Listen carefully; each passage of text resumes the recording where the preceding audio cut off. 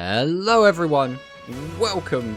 Oh, there is a raid from Quick coming in. How is it going, Quick and the Quick Raiders? I hope you had a great time playing Destiny 2. Fortunately, we are nothing like Destiny here. This is a card game place. We do Yu-Gi-Oh here. But I hope you had a great time. Obviously, we watched a lot of that stream. I saw you doing some PvP earlier. Had an interesting time. Yeah, we actually do have some very fun and interesting news today on the Duel Links front. We have some leaks, spicy leaks, all some new information. Thank you for the follows. Mango, thank you, really do appreciate it. Oh, welcome on in. Again, we do Duel Links here, we do Yu-Gi-Oh! So if anyone played Yu-Gi-Oh! In their youth, you have an idea of what we do here. We basically we play cards. That's what we do. So we do again have some very interesting news today, which we'll be going over. I don't think we're going to start with the news. I think we'll give it a minute and kind of go into the news in a little bit. But there are some interesting leaks going on, some new rush leaks, some new speed leaks, and it all does look very, very interesting, and it does kind of hint at what we have coming up in the near future. Welcome on in, Dwan. I think we're going to start off just by kind of derusting. We're just going to go straight into a game. We're going to go straight in and play a game with the old Fluffalcust in Gold 6 and see what we come up against. This also means that anyone here that's new can kind of see what we actually do here rather than just have us all talking about it. Going against Gong Strong. Okay, so what is Gong Strong going to be? Hello, I can't kill anyone. XC skill seems like Legend of Heroes 2k life point link monster skill. I mean, we'll have to like take a look at it more in depth in a minute, but well, apologies, but Yu-Gi-Oh! Is not my thing, so I'll just look. Yeah, I didn't think Yu-Gi-Oh! Would be most of the old Destiny 2 crowds thing. But again, thanks for lurking at the very least. I really do appreciate that. Oh, so we are against Super Heavy Samurais. Okay, Super Heavy Samurai not known for having a particularly good turn 1.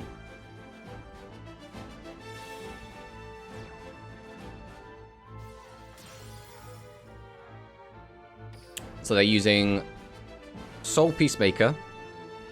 I mean, I could still annoy you with other talk.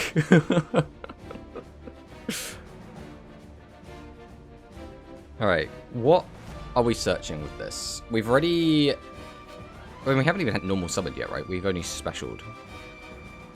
So we still have a normal left. We've taken Flutist, which does offer some protection. It does get a Super Heavy Samurai, like a big one at hand. So our normal is going to be on Fist. You immediately after this card resolves distinction on one second monster to use materials you control, including this card. If no spell traps in your graveyard, you can target one superior synchro monster you control, which is level by 1. Okay. We're going to go straight into Musashi. Musashi's going to recycle probably Trumpet. Hey, what's your background music? This is Final Fantasy VII Remake OST Bombing Mission. That's what the current song is. Okay, so we have Trumpeter again, so we can special out Trumpeter again. We can synchro into a 7, but what 7 are we going to make on turn 1 that's worth going into is the question.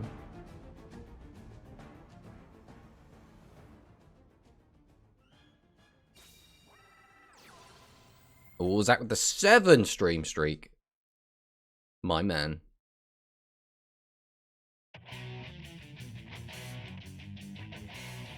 Alright, we're going into a 7, but what are we actually going to go into? We are going into Stealth. Stealth is an OTK monster, but we don't need to do that.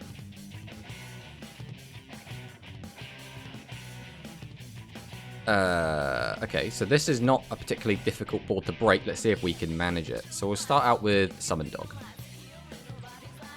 Dog effect. I think we always just grab Bear. There's no reason to take anything else here. Activate Bear. Bear gets this Vendor. Activate Vendor. There's not even a real reason to send anything else to the grave right now, so I think we do just send Wings.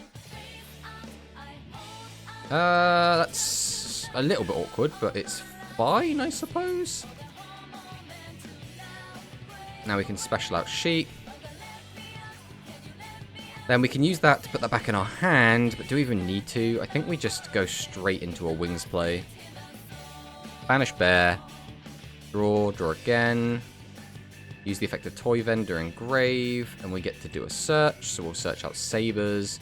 We don't, unfortunately, have a good way to put Sabers into the graveyard anymore, because we've already milled Chain, but we can activate Return. Return will just send Symbol Skeleton. Let us draw a few more cards. So now we just need a way to get a card into the graveyard, which is going to be pretty simple. So I think we're not going to bother using Sheep Effect, there's not really a reason to, so instead we're just going to immediately link both of these two off. Grab out Enforcer. Then we can activate Enforcer effect, and I think it's a bit awkward. But I think we're going to discard Harp, which does mean we're not going to have a fusion play. But I think Harp's going to be better overall anyway, so we'll just get rid of this. So now he'll discard the card from his hand, most likely.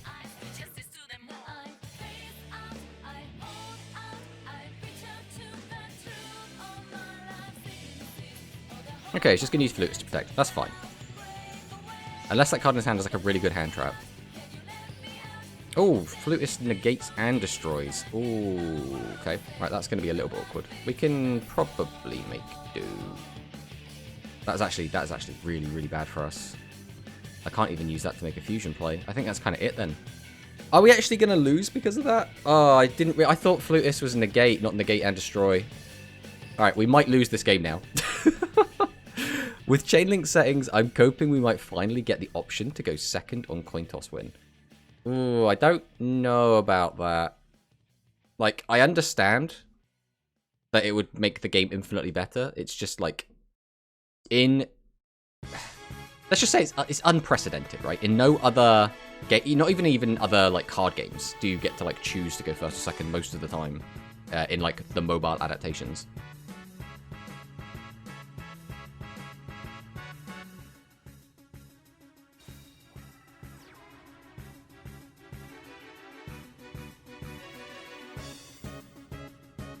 Okay, he's got scales down. I feel so bad. I feel like all we had to do was discard Sabers. I mean, we weren't like in an infinitely better position because we still would have just been able to pop Stealth Ninja and then like do nothing after that. Like attack directly for a bit of damage, pass. Really, everything went to shit when we milled Evgimp Chain. We would have had a better board than now, and we would have had his Stealth Ninja gone, which would have been just better, flat out, but... I always found it weird I can pick in the like 20-year-old Yu-Gi-Oh games, but not this. Yeah, I think the idea is that if neither player actually gets to pick, it's a little bit fairer, right? If you're just assigned one, then whoever wins the coin toss doesn't get an advantage, right? It's just, oh, both of you just get given what you're given, and if you're given the advantage, there you go.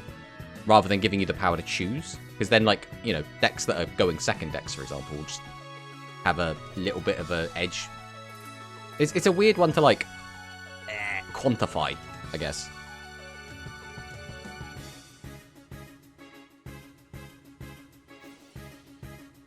Okay. So he needs Horn. If he gets Horn, he is lethal. Straight to battle.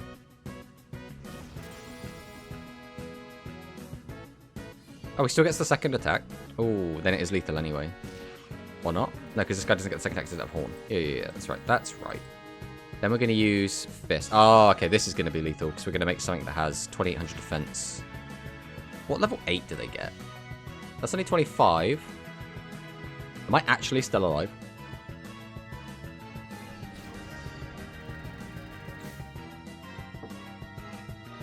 Okay. So this is when your opponent activates a card effect while you control a defense position superior samurai, you can banish this card from your graveyard to negate the activation if you do destroy it. Okay, so that's any card effect. That's a little bit annoying, so I kind of want to get something in the graveyard. Summoning Dog here doesn't accomplish anything. This now doesn't do anything. I guess I will... What do we have engraved to use? We have loads of stuff to use. Right, we'll activate Toy Vendor first. We'll activate Vendor. We're going to discard World Wand. Yeah, sure. We'll special summon. Let's special summon out Dog.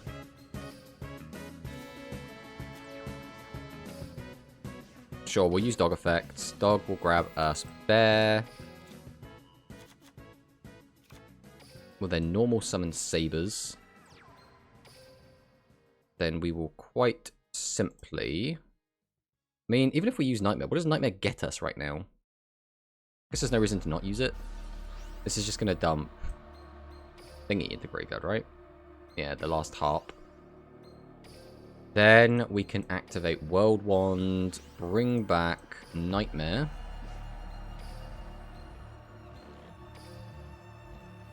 Hey, Josh.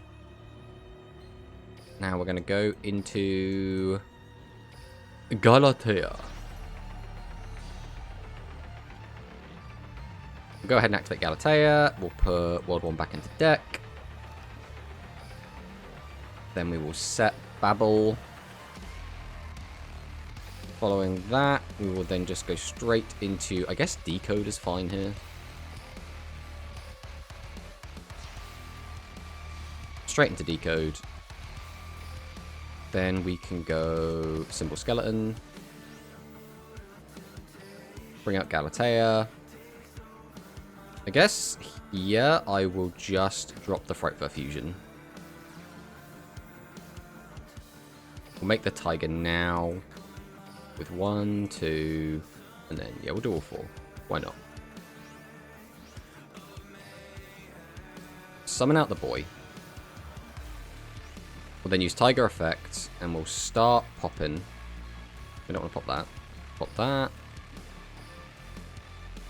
We'll pop that. We'll pop that. And that'll do. Then we will quite happily go into Ding, just in case. We use Ding effect to attach Symbol Skeleton.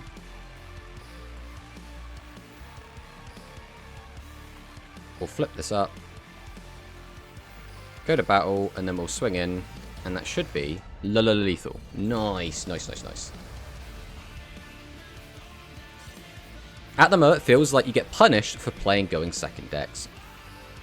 I mean, it feels like that all the time, though, I feel, right?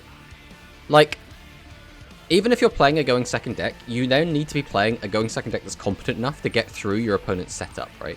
Because if you're playing a going second deck, unless you're also against another going second deck, you're always going to be of the mindset, my opponent is going to, like, build up their board. They're going to get their negates. They're going to get their interruption. They're going to get their spins, their pops, whatever they're going to have, their back row. And then no matter what, you have to then play through it. So it's always going to be like this weird, kind of nebulous, like, struggle to try and push through what your opponent's got. I think it's always going to be a bit weird. Alright, let's go into another one.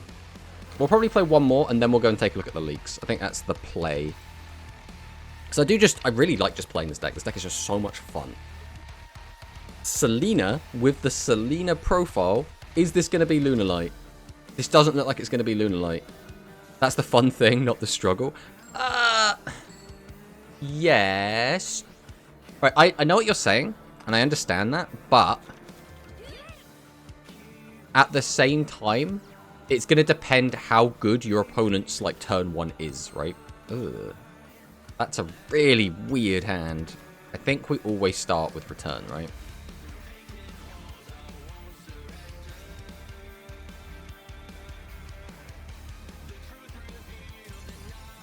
Okay, well, there's a scoop. Alright, so since that one doesn't really count, we'll get one more game in.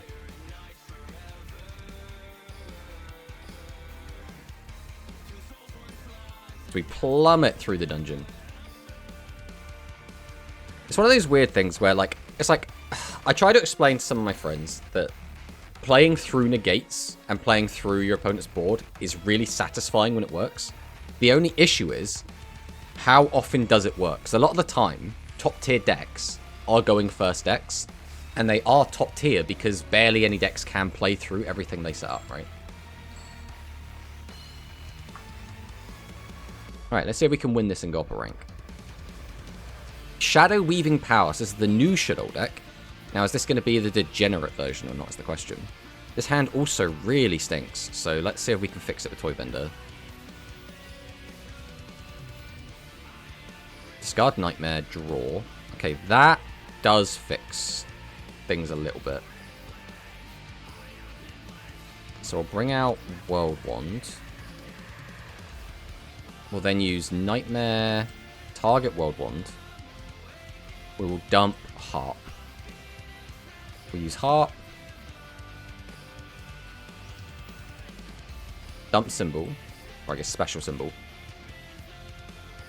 Then we go into Galatea.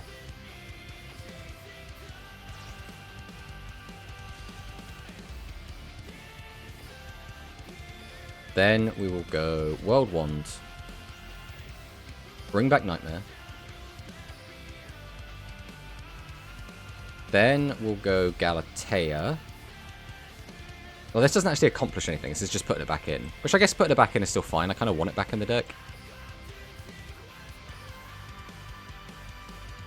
I could just get an extra draw too, but like, why?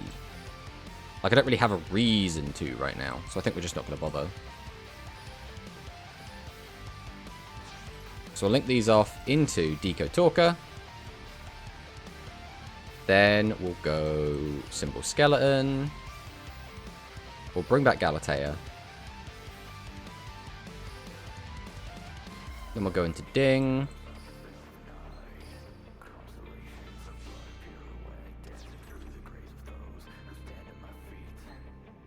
Then we'll attach.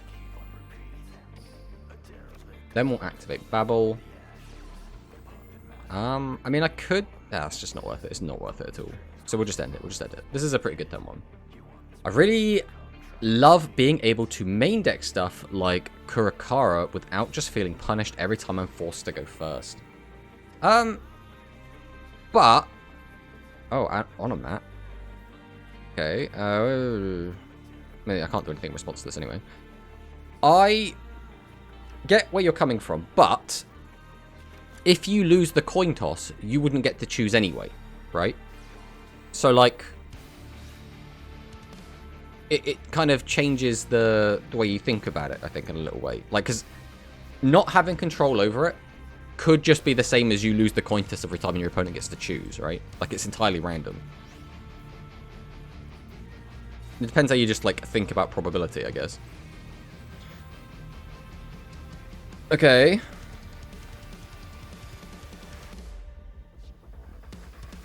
Where are we going with this? With the Shadow stuff?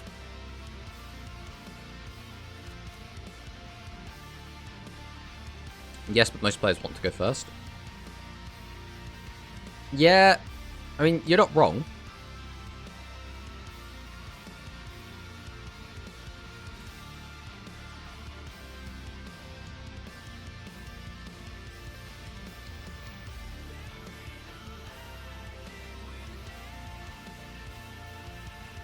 Okay, he's got 2 6s. Where are we going with this? I mean, again, I can't actually stop any of this. All I can do is give something an attack boost at the moment. Okay, we're going into Beatrice. Again, I still can't actually interact with this at all yet.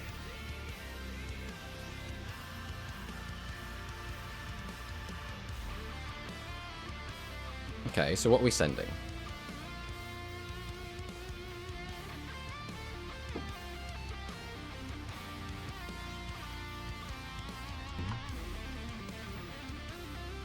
Right, we sent Hedgehog.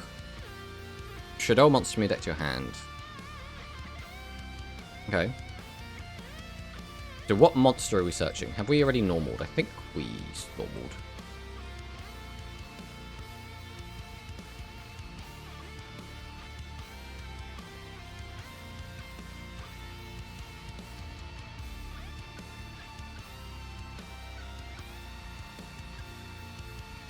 Okay, we're taking Shadow Dragon to hand. So that's not awful. Into Scoop. I guess he just couldn't play through Ding and then negate. I mean, we'll take that, I guess. Right, I guess now, with a rank up to Gold 7, hey, we will, I guess, now talk about some of the leaks that we've got through. Because some of them are kind of spicy. We got some leaks for both Speed and Rush, which is also quite exciting. So I'll throw them up. So first off, as I can't claim what I was talking about earlier, new feature, activation order toggle, right? So this is kind of cool. You can now choose the order that you activate things in. I think a lot of the time, this isn't actually going to matter. I think there are some decks, though, where this can be very critical for chain blocking and being able to sequence things in a specific way, right? So really, really cool. Quite happy that this is making its way here, especially as we go on and I get access to more Fluffal cards, chain blocking becomes very, very important. So, you know, there's that. Then we get to the speed skills, and this is where I'm a little bit disappointed. So first off, we got a bunch of Dennis skills, and Dennis skills are fine. Being able to basically lock ourselves into Perform Mages, we can add wands, we can also throw wands back into our deck in order to grab a Perform Mage from the deck. So that's pretty cool, right? It's a bit awkward, but it kind of gets the job done. Dennis skill 2, again, is not entirely translated / like mined, so I guess that's a little bit harder to like quantify. But then Dennis skill 3 is a bit of a weird one, right? We can send a Perform Mage monster from our hand to the graveyard to add Perform Mage monster from your deck to your hand. Return one monster from your field to your deck and set a Perform Mage monster from your deck on your field. Or if you control a face-up Perform Mage Xyz monster, change the attack of one monster on your opponent's field to be equal to the highest attack monster on your opponent's field plus 1,000. So, again, it's okay. And I've never been like a huge fan of Perform Mages, but I've never like been against them, right? The issue that I'm having with all of these skills is none of them say anything about Ancient Gears. Where's my Ancient Gear Dennis skill? Is what I want to know. That skill seems quite good. Yeah, I think out of all of them, Dennis skill 3, I think seems the best one. Because all of these skills, like basically all of them, are all about getting your Perform Mage monsters from your deck somewhere, right? Onto the field, into the graveyard, into your hand. They're all basically get Perform Mages out of your deck and have access to them, which I think is pretty cool. But again, I want my Dennis Ancient Gear skill, right? I love Ancient Gears, always have. And I would love to see some Ancient Gear stuff come out, because it also would mean, you know, assuming that would mean more Ancient Gear stuff in the box, which would be really cool. Then we get, like, Phantom Knights, which, again, Phantom Knight skill seems pretty cool. Both of these skills, both the Raid Raptor and the Phantom Knight skill, both work around Raider's Unbreakable Mind, which is a pretty cool trap card. If you Xyz summon using Dark Xyz monster as material, you can target one card on the field and destroy it. If this face-up card in the spell trap zone is destroyed by a card effect, you can set one rank-up magic spell directly from your deck to your graveyard, or deck or graveyard. You can only use each effect of Raider's Unbreakable Mind once per turn. So again, yeah, it seems cool. We can send a face-up Dark Xyz monster to your graveyard to set one Dark Rebellion Xyz monster from your extra deck to your field. As battle positions change, you basically get to cheat it out. So I'm not sure about this outside of like doing something with Requiem. Like you basically just get to cheat out a 0 material Dark Rebellion, which I guess is like fine. I think this is a bug, but if you control a token with no other monsters in your hand, we're not going to bother going too much into that. Go away, you. Where's the button? Get out of here. Alright. Oh, fun. Another continuous trap I can negate with Sue ships. Exactly. And again, both of the skills do this, right? So, you know, if you're playing Brave Raptors as well. But, more importantly than these skills themselves, more importantly, it hints at the idea that in the next box we will get Phantom Knights and Raid Raptors, right? And that, let's move this over here actually. That is the most important part of this, right? Is the fact that theoretically we will be getting more Phantom Knights and Raid Raptor cards in the new box. And that is great. There is a rank up spell that needs Xyz monsters with 0 materials. Oh, is that, is it Magic Force by any chance? Type 1 that you control special summon from your... No, it's not this one. Rest of the turn, I score results, catch special monsters. No. I don't know what that one is. To be honest, the rank up cards specifically have always... I don't want to say they've confused me, because they haven't, but they've always melded together in my mind, right? I always confuse the rank up magics with each other. The one we have. I see. But again, I've always been quite a big fan of... That's rank up magic. I've always been a big fan, personally, of the Raid Raptors and Phantom Knights. I've always been, like, a massive fan of them. It's Raid Raptor with no material. Ah, the Rank Up Magic Launch. I actually own this card in real life as well, so I should really know this. But yeah, Rank Up Magic Launch. I mean, this is basically primarily used to go into Requiem still, isn't it?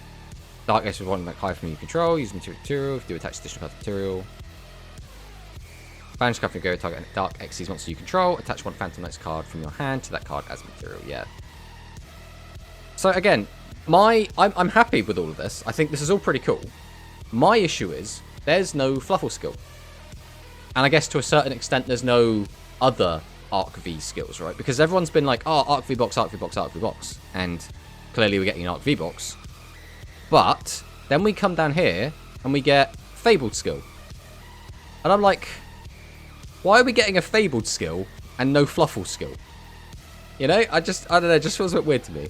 But we got Altergeist, and Altergeist is a weird one. Obviously, we had Grand's tournament yesterday, and a couple of the Altergeist players were taking a very long time to play their games, and as I discovered while playing in the KC Cup, Altergeist just stalls and stalls and stalls. And I'm sure that's not their primary game plan, but it is something they do. Fabled is a discard archetype, right? Yes. They have lots of cards that trigger their effects when they're discarded. And they have a couple of cards that act a little bit like Infernities, where they have to have like no cards in your hand or a very limited number of cards in your hand. But it's all about manipulating the number of cards in your hand and discarding as much as you can to get as many chain effects off. So, again, I don't have anything against Fabled. It just seems like it's out of place here. That's all I'm kind of getting at, right? I'm like, maybe a new, like, Fluffal skill would have been cool here. Maybe a Resonator skill, because that's an Arc V deck. I mean, to be fair, again, when we take a look at all the decks that they are showing off here, these are all Xyz decks, right? So, we could get a Cypher Dragon skill, or, which I guess we probably wouldn't get one because we've just had the Mizar event, but we could also have gotten, like, Lyrilisk release here would have been pretty good. But instead, we're just getting, what, Arrow Mages, we're getting, not Arrow Mages, what are they called? Performer Mages, Perform Mages, we're getting Phantom Knights, Raid Raptors, but then, like, again, even then, Fabled is a Synchro archetype, so even then it feels out of place. It's really weird. And then, again, we're getting two XE skills, which are down here, which, again, also adds to the whole, like, Heartland, XE's kind of vibe we're getting. But then still, Fabled! Fabled is just here! I guess Altergeist as well doesn't really fit, right? Altergeist is a Link archetype. But, you know, you have to stick other stuff where you can, but I feel like they could have just added more Arc V stuff in here instead of this. Which is just a little bit disappointing. Fabled deck building box? I mean, I hope not. But anyway, the Altergeist skill, you can use a skill, the second effect, once per duel, on turn 2 onwards, if your deck, excluding the extra deck, contains 9 or more Altergeist monsters. Gain 1,000 life points at the start of the duel. So already, I don't like that. I don't like that at all, that the deck that is known for stalling and being very frustrating to play through gains 1,000 life points. That already is now a little bit of a red flag for me. And then 2, return 1 monster from your field to the deck and set 1 Altergeist Fiji Alert, I don't know how to pronounce this, from outside your deck to your field. So Fiji Alert is an interesting one. When an Altergeist Link monster is Link summoned to your field while this card is in your hand, which again isn't going to work because he's going to be on the field, you can, well, I guess you can get it to the graveyard and put it back into your hand using the trap card. You can target 1 other Link monster on your field, special summon this card to a zone that it points to. Also, that target is also treated as an Altergeist monster this turn. So that's an interesting one. So we're going to turn non-Altergeist Links into Altergeist monsters. I don't know what we could do with that. There's probably something like cool. But again, this is a card we already have, right? The fact it has SR up there tells us we already own this card. We're just getting like an extra copy of it and we just get to like cheat it out. I don't know. It's a weird one. I guess it's just extra Link climb and they just decided that this was the one that we're going to go with, but it's kind of whatever. The Fable skill is another weird one. You can only use this... I don't know if they even want to play this skill. There's a skill that gives you 1,500 life points when you have 1 Wind Synchro in the extra deck. I mean, there you go then. Right? You'd use it to get an extra body out, I guess. You can only use the skill's second effect once per duel, and it's a first effect once per duel. It's a bit weird that it's written like that. During the duel, you cannot normal or special summon monsters, excluding special summons from the extra deck, except fabled monsters. So, we can only normal and special summon from the main deck, or from our hand, I guess, fabled. But from the extra deck, we can summon whatever, so that's interesting. Send one monster from your hand or field to the graveyard to add a fabled card from your graveyard to your hand. So again, card means we can take spell and traps, so that's quite good. Return one fabled card from your hand to your deck to add a fabled card from your deck to your hand. That can be very, very important for setting up very specific plays. During this turn, you can normal summon one fabled Grimro in addition to your regular normal summoner set. So that means we can just search out the fabled Grimro with the effect, or if we already have it, we can shoot out whatever we want and get the benefit of both of these effects, right? But if we control a face-up Fabled monster, you can send this card from your hand to the graveyard to add a Fabled monster from your deck to your hand, except Fabled Grimro. So it's kind of a Fabled Grimro's effect in itself, right? It's interesting, I guess. I don't know if Fabled's really going to be accomplishing much, but you never know, right? Draw Sense Pendulum, it's just draw Sense card. You know, add Pendulum Zones to your field. Cannot be used before your normal draw, and you draw a Pendulum monster. Okay, whatever, right? So then we'll get to XE skill 1. You can only use this skill if your extra deck contains at least 2 rank 4 or lower Xyz monsters. So a lot of decks can actually use this, because some decks will be playing things like Utopia and Utopia the Lightning. Some decks are going to be on things like Dweller, right? There'll be quite a few decks that can just use this. And you can even just, if you've got space, just jam 2 in there if you wanted to, right? But yeah, gain 1,600 life points at the start of the duel. Again, I don't know why we're getting really weird with this. Why specifically 16? Oh, there's an ad break. We'll wait for the ads to finish before we continue chatting about this.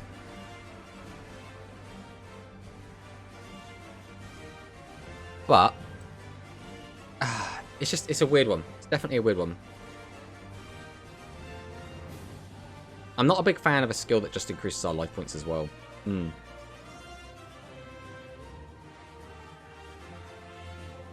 that should be Adges over. So, again, 1,600 is a weird number, and then it just gains us more life points at the end of each turn that we special summoned a rank 4 or lower Xyz monster. So, I guess it's going to be at least 2,000 that we're going to gain. This one seems like Legend of the Heroes Xyz. Actually, probably a bit better since it can protect you versus FTK. I mean, yes, being able to start the duel with 1,600 more is a good way to stop FTK. But there's a lot of skills that are doing this, right? Gain 1,500, gain 1,600, gain 1,000, right? Just at the start of the duel.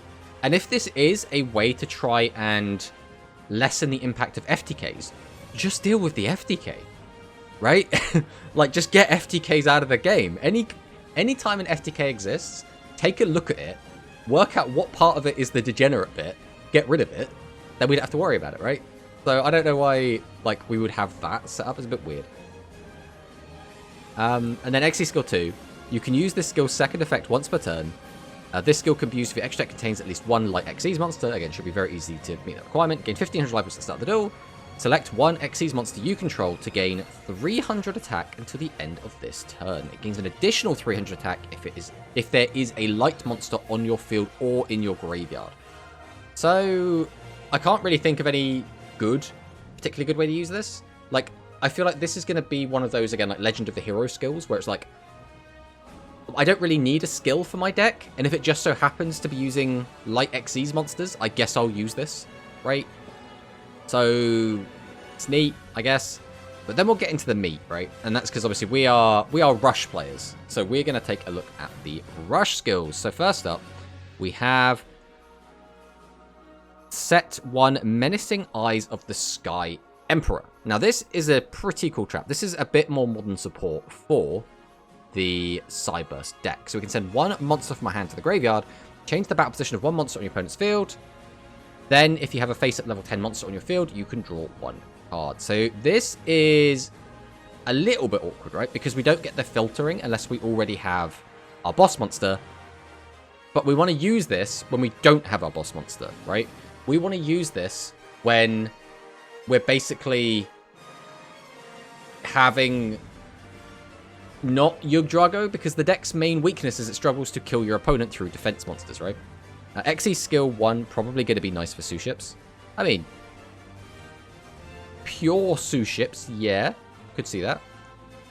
But this card in general, I don't think it's going to be very good. I think generally, if you're looking to just change a monster's battle position, you might as well just use the you might as well just use Stop Defense, right? At the end of the day, if you would play this, why wouldn't you just play Stop Defense? Now, you do get this card for free, and you can get it back from your graveyard, which is one little benefit of this skill. But the actual card itself is kind of bad, right? You want the filtering when you don't have your max. You could make an argument that if you tribute summon out the middle piece as a 2000 attack monster, you could then use this to get the filter. But even then, like, you're in a really bad position. And then at that point, the position changing doesn't really matter as much. So I'm not a big fan of this. Luke's skill 1 is an interesting one. So this skill can be used if the only monsters with 1400 or more attack in your deck are dragon types. There are at least one, or at most, one level 5 or higher non-fire monster in your deck. So this is very restrictive, right? So we could have like one Dragius, I guess, is probably like the best thing to have in here. But then we can't have anything else that's level 5 or higher. So no tribute monsters that aren't dragon fire type, right? Which is very awkward. Because I guess we could play things like Dragonic Guardian, like the 2100 level 6 guy, which is okay. And then the other boss monster that we're going to be planning to be using is going to be the Volcano Attack Dragon. So Volcano Attack Dragon is a vanilla, level 7, 2300. But I think the inclusion of this skill almost guarantees we're going to be getting Volcano Attack Dragon in the next box. Volcano Attack Dragon is not impressive, realistically. 2000 is a bit, like, I think the best thing you can say about this card is its defense is not completely garbage, right? But other than that, it's pretty bad, let's face it. But what we can do with it, if our music comes back on, is one face-up level 6 or higher fire normal monster on your field. So again, that includes Fire Guardian. So we'll just go and show that one quick. So it will also work with Fire Guardian, right? So 2100 is still okay to be used with this as well. Gains 600 attack. So Fire Guardian will go up to 27. And Volcano Attack Dragon will go up to 29, which are, again, relevant numbers, to the end of this turn. Then if it's level 7, which, again, Volcano Attack Dragon is the only card in the game that meets that criteria, you can add one Dragon's Inferno, so our back row pop, from deck or graveyard to hand once per duel. So that is pretty good, right? We get to basically plus, we get easy access to a back row pop, and our boss monster gets to be 29, or our other boss monster is going to be 26. Or 27 even. Which again is fine, right? 27 on Fire Guardian is actually not bad, right? That now means you can use a one tribute monster, almost like a Harpy, where you can just use it to attack over things, which is pretty good. I don't know if this is actually going to be a particularly good skill, but there's potential. There's definitely potential here. I saw there was a Psychic skill. I wonder if it actually helped them. I think Psychic have had so many good skills that really it always comes down to the actual cards themselves, right? If the cards are bad, no matter how good the skill is, it doesn't fix the problem. At least not in Rush so far. Like, the best we've had with that is probably the Ancient Forces, which has made Ancient Arise. But then Ancient Arise Dragon was fine anyway, right? People were playing that card even without using its effect. So, you know. Also, Blue Eyes skill is very, very interesting. Nobody used the first Blue Eyes skill, so we might finally see more Blue Eyes now. That's because the first Blue Eyes skill sucked. Right? It's not that Blue Eye's bad, it's Blue Eye's skill was bad, right? So we have Luke's skill 2. This skill can be used if the only monsters with 1300 or more attack in your deck are dragons, and there's at most one level 6 or higher non-dark monster in your deck. So that means everything in our deck that's level 6 or higher has to be dark, and then every monster that has 1300 or more attack in your deck has to be dragons. So we're only going to be able to use dark dragons for the most part. So that puts us a bit of an interesting position, right? So if we go and like filter this, we can go and filter this by dark, and we'll filter this by dragon. So anything that is now level, I guess it was what, so 5 or higher? 6 or higher. So if we go and take a look at, can we filter by 6 or higher? Is that like an easy thing to do? We'd have to like mess around with it. That's fine. But, oh, actually what we could do is change the level. It's currently doing a search. Nah, clearly Blue Eyes bad, Mr. Tomato. Alright, so again, most of this ain't going to come out. I mean, there is a chance Clad Soul comes out, but I doubt it. This card's just like send one card from your hand to the graveyard, send this face-up card from your field to the graveyard, special summon a level 7 dragon-type monster from your hand to your field, face-up attack position, the monster special summon's effect gains 1500 attack. I mean, that's like okay. Nightbringer Dragon is one that also could be interesting. Send the top card of it to the graveyard, your opponent draws 2 cards, inflict damage to your opponent equal to the number of cards in their hand times 100. I don't think we're going to get Null Striking Dragon Zero Gears. It's way too early for them. So obviously, Meta Gears is the one that we're primarily going to be using, but I'm just like wondering if there's any other like good ones. Because primarily at the moment, we have like Light Dragons. We're getting Fire Dragon support. This is going to be Dark Dragon support. And then we have Earth Dragons already, right? So it kind of limits us quite a bit in what we can actually use. But the effect is change the original attack of one face-up level 5 or level 7, so not 6, Dark monster to 2600 until the end of this turn. That means you could use it with, I guess, Curse of Dragon, right? Then if there is a Steel Striking Dragon Metageus that was normal summon this turn, you can add one level 7 Dark monster from your graveyard to your hand. So that is there specifically to work with itself. So Steel Striking Dragon Metageus. Send a level 7 or higher Dragon-type monster from your hand to the graveyard. This turn, this card cannot be destroyed by battle or your opponent's traps. So we can crash into monsters, which can be good since it's a 2500. There'll be a lot of 2500 monsters to crash into. Also, it can make a second attack on a monster during the battle phase in which this card attacked a monster. So it doesn't have to have destroyed a monster to get that second attack, notably. Which means if our opponent was to stop our attack, for example, we would still get the second attack, which is pretty good. Which means if our opponent was to, let's say, activate the barrier and stop us from killing their monster, our guy doesn't die because he can't be destroyed with battle, and then he still gets his second attack, which is pretty good.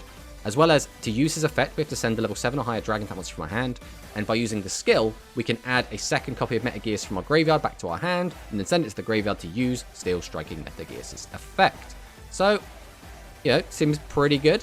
I'm quite happy to see more Geas Dragons coming out, and this is one of the better ones to actually get, and this will, again, get a fusion a little bit later on, which is pretty good. Then we have the first Gavin skill.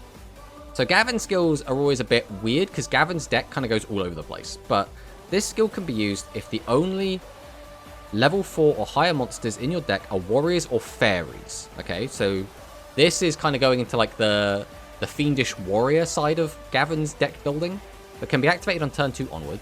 Return one card from your hand to your deck. Reveal one level 6 fairy type monster with 0 attack in your hand to add Semi-Ruler the Dark Summoner from your deck to your hand.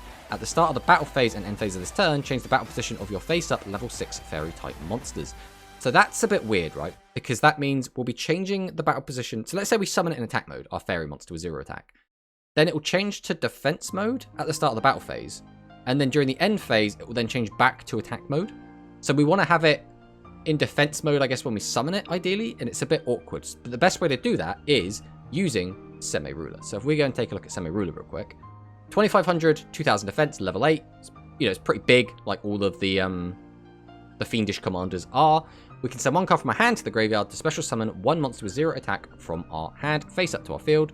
It gains attack equal to its original defense. So the logic is we would be able to summon out Semi-Ruler, then get out a 0 attack monster using its effect. That monster then gains attack equal to its defense. Then, because we'll then summon it in defense mode, ideally, then we'll go to battle phase, it will change to attack mode, we'll then attack with Semi-Ruler, attack with our 0 attack monster, which now has actual attack value, then during the end phase, it will change back to defense, and then kind of swap back. Basically, the worst part of Semi-Ruler is this. Send one card from your hand to the graveyard. That sucks. That is so very bad. We do not want to be sending a card from our hand to the graveyard to get out a monster, right, effectively. But there is some stuff we can do with this. This sounds awful. What if I just played good cards instead? So, yes, right? No matter what we say here, that is always going to be the case, right? Especially since if we take a look at what level 6 fairies we actually have access to, right? There's Urashima, which is a fairy, because reasons. But I think the primary target is actually going to be Urashima Sage. Urashima Sage is a card we haven't got yet, but this was one of like Gavin's main cards. I can't really show this too well. Let's do this. So this is change this attack position card to face up defense position. Change one attack position monster on your opponent's field to face up defense position, and if you do, it loses 600 defense. So it's not a great card, let's be honest. But if we can cheat this out as an 1800 attack monster, it becomes kind of a little bit better. But realistically, it's going to be terrible, right? There's no good way around that. I think that's what this skill is intending us to do. That's like what Konami want us to do with this, is use Semi-Ruler, get out Urashima Sage, boost up to 18, attack with both, and that's it. Which is very unremarkable, right? I actually think what would be better is if we don't use the skill at all. And so there is another archetype of cards that came out around this time, which I'm hoping will be in this box, that also uses 0 attack monsters. And that archetype is the chairs, right? Chairs have 0 attack, which means they work quite well with Semi-Ruler, who has the ability to cheat monsters out, right?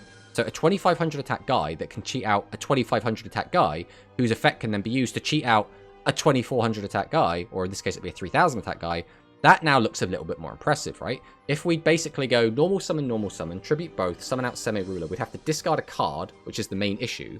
Then we could summon out Throne, and if we somehow get access to one more card, so if we had a monster on the field already, for example, we can then cheat out a Dahut, and then we'd get a 25, 3000 attack monsters, which is not bad, right? It's not good, because again, you could just... I guess it depends how you look at it, right? Spending 6 cards to get 3 monsters on board that all have massive attack is actually like not terrible. The skill is bad, but isn't the problem you end your turn with 0 attack monsters in attack position? Why not just summon 2500 attack guys instead? So the reason would be because it's hard to get 2500 attack guys out, right? Like getting Semi-Ruler out, no matter kind of what we do with it, we still have to tribute 2. So if we wanted to get 3 2500 attack guys out, we'd have to summon, tribute to get out a guy, so that's already 3 cards invested. Then summon, tribute 2 to get out a guy. That's now 2 2500 attack monsters, and we've already invested 6 cards. And then we don't have room to summon the last one, right? So, like, that's the logic. It is quote-unquote efficient. Yeah, but you just destroyed on the crackback. But that's why, if you do this kind of play, you would do it entirely to try and basically kill your opponent, right? This is like a 7's Axel Road style push, where you would summon out 3 giant guys, push in for as much damage as you can, ideally kill your opponent, and then if you are still alive, or if your opponent is still alive, then yes, you do get completely shit on the crackback, which is why chairs aren't very good. This is just the best way to use this card. Now, there will, in the future, be another card that will come out called Yami Luna? Not Tammy Luna, I'll tell you that much. Not that one. What's her name? Kime Luna. Kime Luna. So this card will be like the best way to use Semi-Ruler going kind of forward. And Kime Luna is actually a really, really strong card. So this is a 0 attack, 2500 defense, level 8 monster. Requirement none. Effect, change the battle positions of up to 2 monsters on your opponent's field. Attack position comes face up defense position becomes face up attack position. So this is a really good way to get your opponent's life points. Then if you changed a battle position by this effect, you could change... then if you changed a battle position monster by this effect, you could change the battle position of one face up monster on your field. So I actually don't like always using Semi-Ruler to get out Kime Luna. I think I'd rather just not play Semi-Ruler a lot of the time. Because you could just use Kime Luna's effect, summon it out, change 2 of your opponent's monsters, and then change Kime Luna itself just to defense mode, and then it kind of protects itself anyway. But Kime Luna is very relevant because it's a good way to get your opponent's life points, and it also has a fusion later, which is very, very good. Kime Luna's fusion is one of my favorite fusions in the entire game, and that is Kime Terasu. So if we take a look at Kime Terasu real quick, again, peering into the future, but we can make this using Kime Luna and Nidoqueen. This is just a low-level vanilla, not really much to say about it. But requirement none, you can either use one of these multi-choice effects. You can either add a monster with 0 attack from your graveyard to your hand, or destroy up to 2 defense position monsters on your opponent's field. So what you'll do is, you'll summon out Kime Luna, use its effect to change 2 of your opponent's monsters to defense mode, then fuse off into Kime Terasu, and then immediately destroy those 2 monsters, which is really, really strong. Right? This is like one of the better fusions. And it, again, actually has attack and a very, very good defense stat. Semi-Ruler itself has always been a little bit of a meme. It, again, does get its own fusion, like, way later. Which, I guess, in Duel Links could come out, like, sooner, right? I think it's called Semi-Terasu. Yeah, so it'll get this fusion way later. Which is, again, using the same vanilla. Because that's, again, a theme in Rush is typically your archetype will fuse into the same, like, vanilla. But multi-choice effect, special summon a level 8 or lower warrior monster or fairy type monster from your graveyard face up to your field, or shuffle monsters from your opponent's graveyard into the deck up to the number of monsters with 0 attack in your graveyard. And Grave Hate does get much, much more important as we go through Rush, so this becomes a very, very strong effect. This effect is like, you know, also pretty good, especially summon a level 8 or lower warrior or fairy monster from your graveyard. Obviously, you'll have a semi-ruler in your graveyard because you will have just fusioned off, so you can always get a 2500 body back, which is not terrible, right? But yeah, Kime Luna is going to be like the main way to use semi-ruler. Semi-ruler, for the most part, though, is kind of mid. But I think outside of things we're not going to get right now, I think there is a chance we do get these chairs sooner rather than later. And if we do get a chair skill, which, again, spoiler alert, there is no chair skill leaked. But if we get a way to protect the chairs, like, for example, in this skill, it says, change the battle position of that face-up level 6 fairy type monster. If we got something similar for chairs, where they can attack and then change to defense during the end phase, that is actually really, really good. If we're able to sit there with a 2500, a 2400, and potentially a 2000 monster in defense mode, that could be really, really good. The question is, are we going to get a skill like that? You know, are we even going to get the chairs? So we're in a bit of a weird spot, because there are a lot of cards that should be out now if we were both going by the original Physical Rush TCG release schedule and if we go by the anime. Now, typically, Duel Links tends to release things based on how they progress through the anime. Now, that's not like a hard rule, right?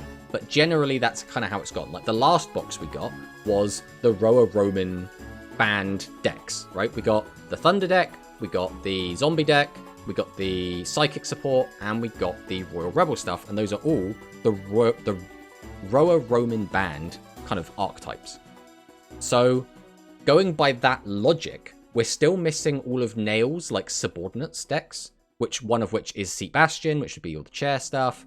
So, I would have expected that to come out already, to be honest, especially if we're talking about Asana coming out, like, as the next character. That would kind of already have skipped ahead to the next group of people. So, I mean, these cards have got to come out somewhere, and I don't think you could just stick them all in the same box, because a box that has, like, chairs, cats, the cleaning cards, and the space cards, I think would be a very boring box. I think there's no fan favorite archetypes in there, except maybe chairs, because, I mean, who doesn't love playing chairs, right?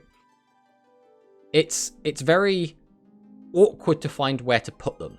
So we were actually speculating on Tuesday that we might get a box that basically just re-supports the Aces boss monsters. And based on these skills that we're getting, you know, we're getting a Luke skill, a Gavin skill, a Roman skill. The only thing we're missing is a Yuga skill. So what that could mean is all the URs in this box are all going to be cards that support the main cast. And then, like, the SRs and the Chaff could be stuff like Throw to Darkness, could be stuff like Dahat, could be stuff like Colonel Mop, who, if we go and... let's not go over to Discord. Which could be, if we get out just some of those ones, we could get stuff like Colonel Mop, which, again, is a very uninviting card. It's very boring. But again, I think if we were going to get a lot of these cards, they would have skills attached, because, like, why would you play these cards without some sort of skill? Because a lot of these cards, like the chairs, like Colonel Mop here, are garbage. They're just straight garbage. So you need a skill to make them good, or you just put them as low rarity stuff in a box and just don't care, I guess. Just give us Monster Reborn. I mean, I think we're a little bit too early for that. We'll probably get Monster Reborn around the time Fusions come out. And that's when I would predict it. Because Monster Reborn is very good for successfully accomplishing fusion summoning. We need Earthquake. Oh, I don't know if we're going to get Earthquake. Not going to lie, that doesn't seem high on the list of priorities. But yeah, that's the Gavin skill. Overall, it's a bit shit, but it does confirm we'll be getting Semi-Ruler in the next box, right? So now Gavin skill 2, and I actually think this one is possibly actually worse in a bit of a weird way. So this skill can be used if the only monsters with 1400 or more attack in your deck are warriors and winged beasts. So again, we've lost the ability to use fairies. That's already a bit awkward, right? I don't know if awkward's the right word, but it means that when we do get fusions, which again will probably be power crept or skills by then, but when we do eventually get fusions, we won't be able to use them in this. But can be activated on turn 2 onwards during the turn you summoned a level 6 or higher monster. Send up to 2 Dark Warrior monsters from your hand or deck to the graveyard, then you can make one face-up... Oh, so this is now from deck. Okay, when I saw the skill before, when it was leaked on a Discord server, it wasn't from deck. So that's now a lot better. Then you can make one face-up Water Winged Beast monster on your field, gain 1,000 attack. So there aren't that many Water Winged Beast monsters to begin with, if we start closing some of this down. The only ones we actually have in Rush are Blue Falcon Tengu and Ice-Sark the Unequaled. So Ice-Sark is an interesting boss monster. We can place 2 level 7 or higher warrior monsters with different names from our graveyard on the bottom of our deck. So notably again, our skill sends 2 Dark Warrior monsters from your hand or deck to graveyard. So we can just dump them from our deck straight into graveyard. Then we can make our Water Winged Beast monster gain 1,000 attack. So this will become a 3,000 attack monster. And then we can, we've already fulfilled the requirement. Special summon a level 7 or higher warrior monster from your graveyard. So we'll send 2. Then we need to put 2 back. So we now have a 3rd already in the graveyard. But if we do, we can bring that back. And then... presumably, you'd want to bring back, like, Yami Ruler, which could come out in defense mode. Then you'd use Yami Ruler's effect to change it to attack mode to lock your opponent, and then you have a 2,500 guy, and then you'd have this as 3,000, right? That's not bad, but without exactly using this skill, Ice-Sark is a bit crap, right? A level 7 monster with 2,000, 2,000 is really bad. That's really bad, right? Now, one benefit is this isn't once per duel, but... we always basically have to have Ice-Sark out to be able to use this. So if Ice-Sark goes... well, I guess then it doesn't really matter, because you'll only want to use this skill when you have an Ice-Sark anyway. And as long as this isn't restricted how many times you can use it, it's only turn 2 onward. Maybe this skill will actually be better than I first gave it credit for. Maybe. Blue Falcon Formation 2, Electric Boogaloo. I think this... so this is still always going to have the problem that Dark Arts of Celerity fixes, which is, how do you get to your opponent's life points if you're playing this skill? You don't have Piercing outside of Piercing Samurai. So maybe that's the answer. Maybe you just go hard on Piercing Samurai. But you're going to be struggling, I think, outside of Piercing Samurai to get your opponent's life points. But maybe there's something here. Maybe. Then we have the Roman skill. This skill can be used if the only monsters in your deck are Psychic type and there is at most 1 level 7 or higher non-light monster in your deck. So that is awkward because there are a lot of Psychics that aren't light. Specifically for boss monsters, that means what? Esperard and Giftarist. You'd only have one of those cards at 1 copy, which is a little bit awkward. Return 1 card from your hand to your deck, and if you do, if you don't control... return 1 card from your hand to the deck, and if you don't control a face-up Candy, or Can-Reedy, sorry, you must also reveal 1 level 7 light monster in your hand. Then add 1 level 1 or level 4 light monster with 100 defense or less from your graveyard to your hand. So, Can-Reedy is an interesting one. It's a bit of a weird card, because its effect seems a little bit nonsensical at first glance. So, return 1 face-up monster with 500 or less attack from your field to the hand. This turn, while this card is face-up, you cannot tribute summon monsters with 1500 or more defense in attack position. So, it floodgates you in exchange for giving you a card back to your hand. Now, obviously, the main card we're going to use with this is going to be Roman Pick, right? Or Roman Pick. Because it meets the criteria, we can basically reuse this, we can pay the life points again, we can go digging again, which is okay. But the other card that you can use with the skill, specifically, is going to be... and it's going to be Can-D, which is another weird one. This card we have one of broken. Exactly. That's the issue. But the card that we'll probably be using with it, or it's designed to be used with, is Can-D. And the reason it's designed to be used with this is because there's a bunch of cards called... yeah, here they are. They're already here. Are Jamp cards. So if we start getting these cards, maybe there's something we can do with it. So again, if we have 2 or more face-up Psychic monsters on our field, including a normal monster, which again is Can-D, look at 2 face down cards on your opponent's field, destroy 1 of them. Then if you have Can-D, face up field, gain 1,000 life points. And these basically all get a little bonus effect if we have a Can-D. The best one is probably... which one is it? No, it's not that one. Not that one. I mean, this one ain't bad. Jump up. Special summon a level 7 Send one face-up Psychic-type monster from your field to the graveyard. Special summon one level 7 Psychic-type monster from your hand face-up to the field. And if you send Candy to the graveyard with its requirement, the monster gains 1500. Which is okay. That's okay. Yo, Tomato. Hey, Sean. Welcome on in. I'm going to guess Psychics continue their tradition of sucking. Almost certainly. Almost certainly. Psychics are just always going to be in a really weird spot where just other decks do what they do better. And it's very awkward. Oh, this was the really good one. Jamp Set. If we get Jamp Set, like maybe something good can happen with Psychics. I think I might just be coping a bit.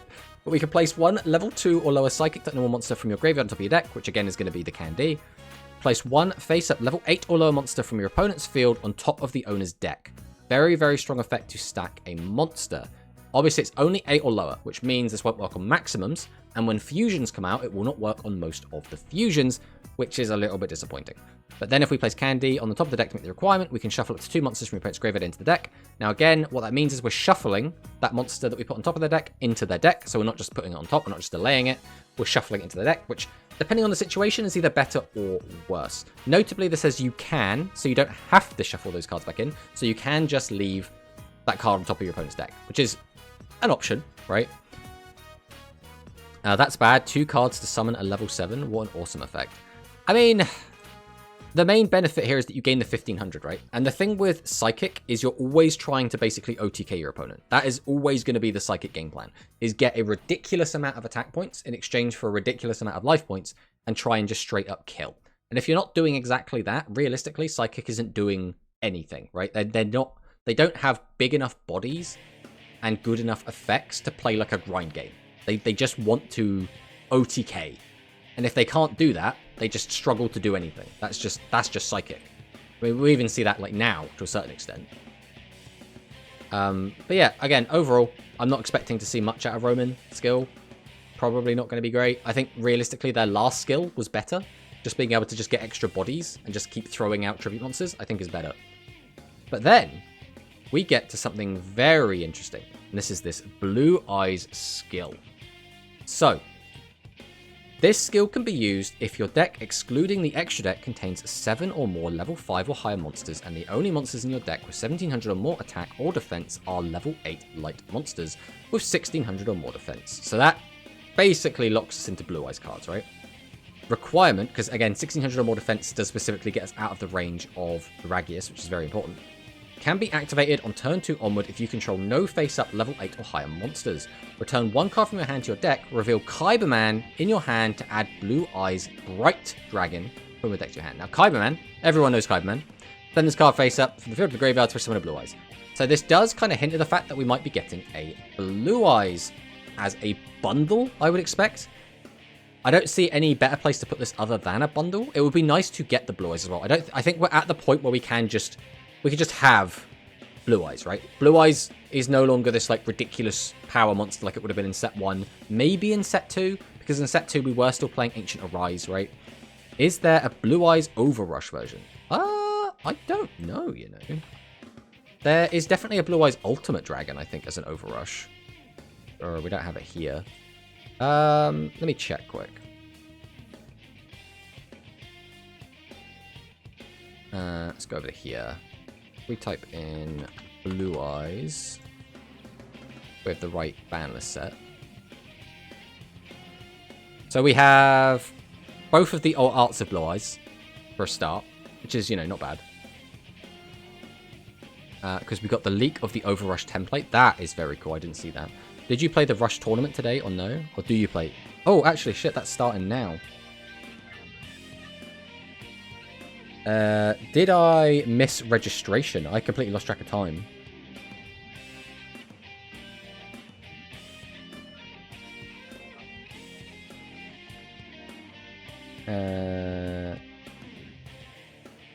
Let's go check. We might have missed that. Unfortunately, we got a little bit caught. We got carried away. We do have an opponent here.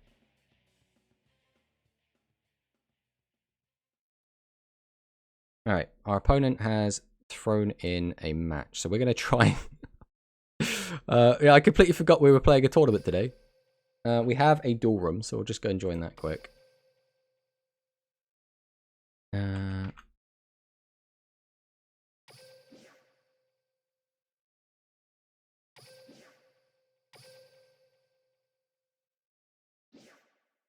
Alright, alright. So now that we're in, we'll sign up to our opponent and we'll get rid of... What is even pausing?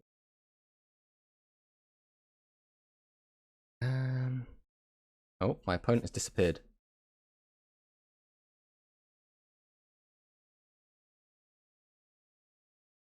How do I do I have to check in? I've never used this before. Okay, our opponent's here.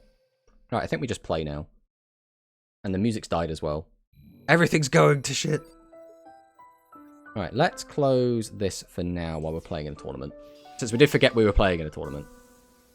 Let's get rid of Chrome. Alright. I completely forgot about the tournament. Completely forgot. We're going to get blue eyes. We're assuming we're going to get blue eyes. We don't actually know for sure yet.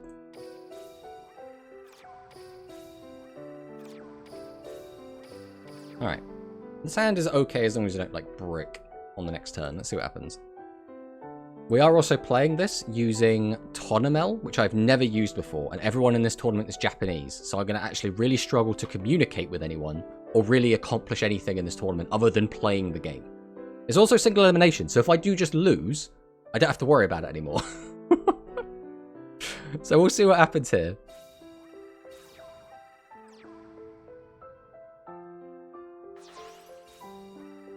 Ooh, that's pretty big.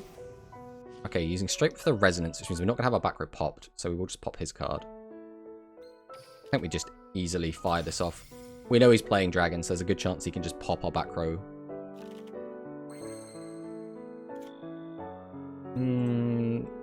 We always summon this. We probably hold this. How much damage can we actually get in? We can have light, we can have earth, we can have water, we can have dark. Right, let's summon that dealer first. Activate dealer. We'll pitch this, I think. Oh, that was actually really stupid. Why did I do that? Why did I do that? Why did I do that? The stress. That was so actually really stupid. I think we just had lethal there. Okay. Well, that's fine. Tribute these, summon out this. Then we will normal. I think we tribute this just to get an earth into grave. We use the skill. Boost this up. Activate his effect. Let's see if he's got it.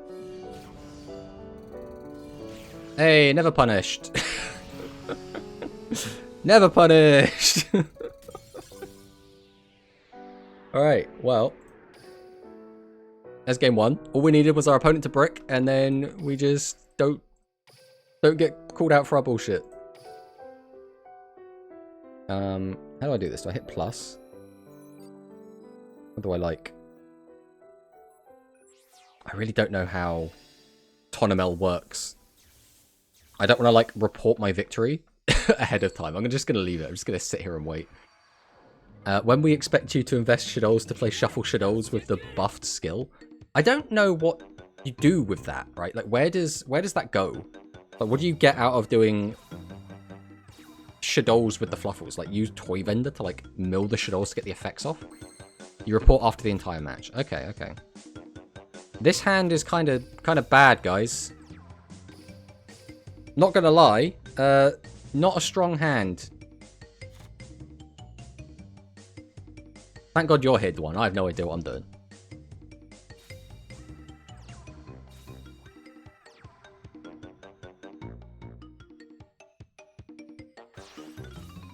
Tributes 2, summons out Slayer, uses the resonance, boosts both, pops the back row. Now, any normal summon kills me. Okay, no normal summon. But we're so low on life points now that I don't like our chances. Hey, look, it's Mage. Or summon, activate the effect.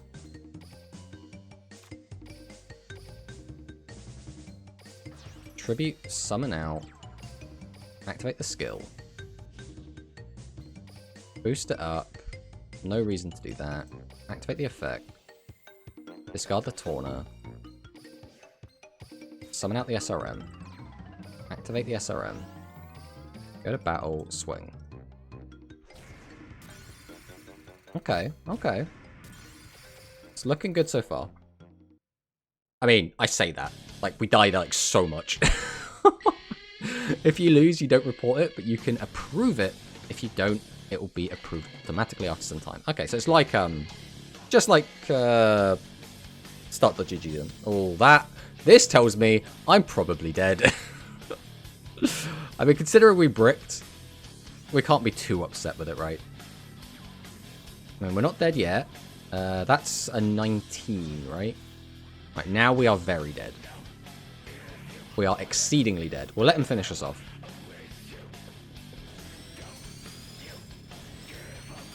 Okay, so we had one game where he bricked, one game where we bricked. Let's see if we can get a real game for game 3.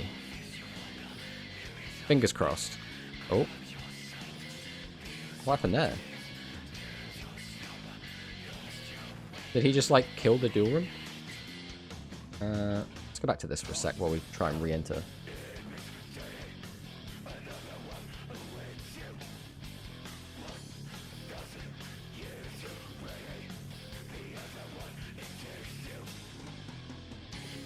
There you go, that was weird.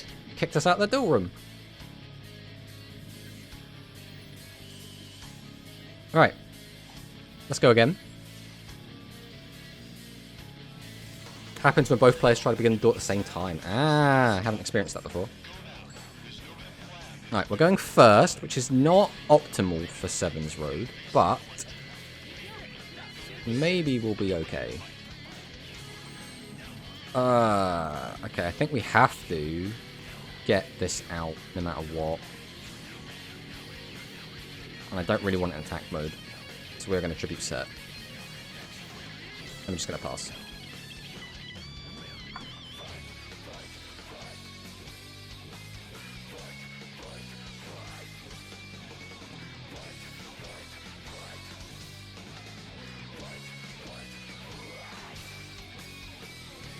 Okay, it's Dragius. If he doesn't have back row hate, we're kind of chilling. Okay, well, we're always getting rid of Dragius, right? We do lose that. We could have put in attack mode, but he's playing Resonance, so the chances of him having 2 monsters and just being able to Resonance all over us was kind of quite high, so we didn't really want to risk that. We will summon. We always tribute over. We use SAR, boost this up. We are going to keep the Witch because that sets us up for next turn.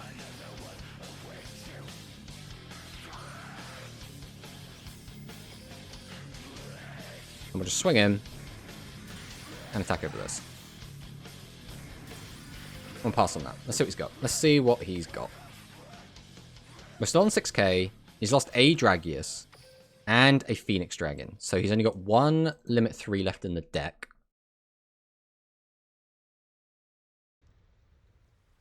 I think outside of a limit 3, I don't have too much to be concerned with here.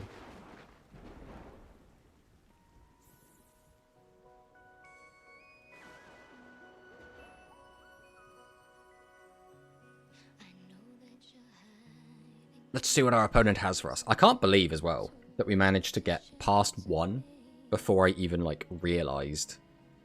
Like, we just got so caught up. We played 2 games of speed, and then we just chatted shit about all the leaks for that long. We still haven't even gotten through it all yet.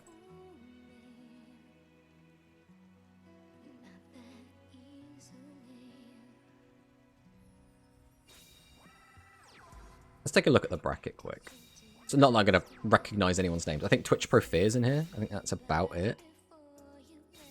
Oh, Zaga Zaga's in here. Now's in here. Now's in here. There's not Now. That's 2 different people. I don't think I recognize anyone else's names. Rafuta sounds familiar. I can't place who that is. Hey, Manicus. Morning or afternoon, I should say. What's happening? We're playing in a Japanese tournament. Oh, I just realised he's got the Multi-Strike Dragon Dragius. Well, we always summon... Wait, before we summon this... If we use this, we flip these over, this becomes 12, this becomes 15. We'll have a board of... What would we have? We'd have 21 plus whatever, that'd be 28. Then it'd be plus the 21. How many different attributes do we have in Graveyard? Dark, Light, Wind. We're not getting anything else, so that'd be an extra 900.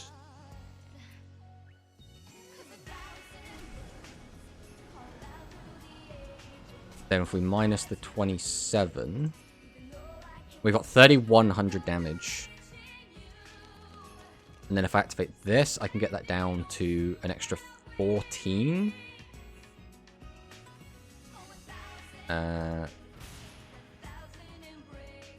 Which is 45.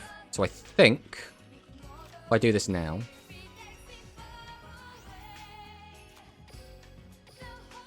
then I think I should be 100 over lethal unless I've messed up the maths, which is quite possible.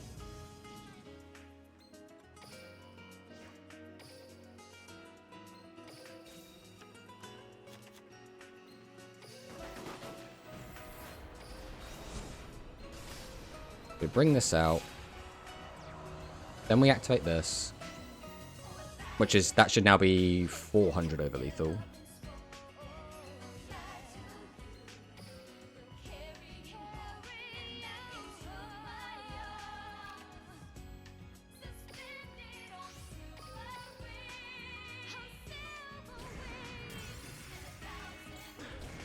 Oh, nice. It was that 400 or 600 over lethal?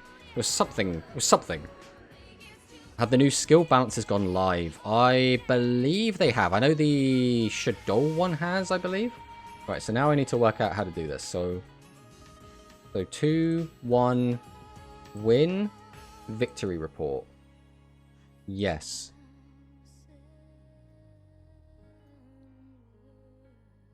What are we doing, Tornhamel? Are we good? Alright, now it's waiting for loser approval. Match has been confirmed. Okay. I believe we have accomplished our first goal of confirming our first opponent. Alright, so now we're going to the next game.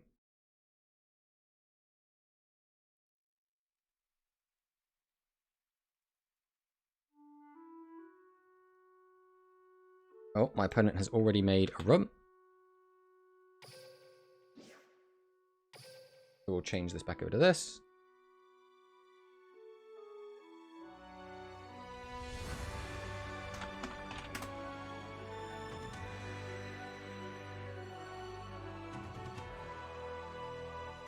I feel bad that a lot of these people are like talking to me, and I'm like, do I just like go into Google Translate and type something back?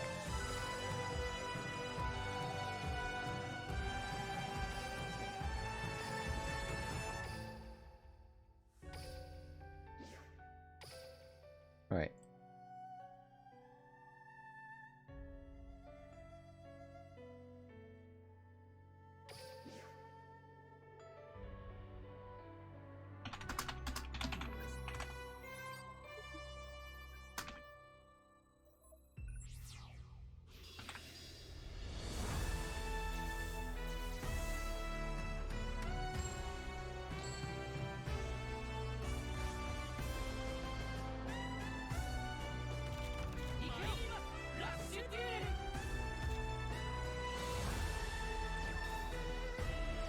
This isn't the greatest hand of all time, not gonna lie.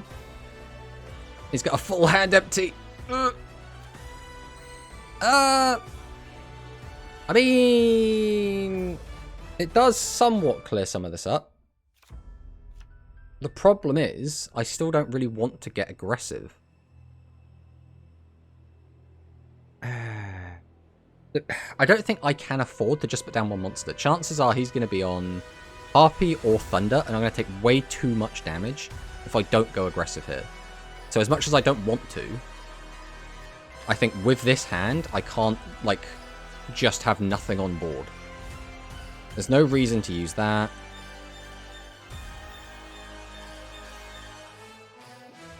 I think I need to get the hand empty.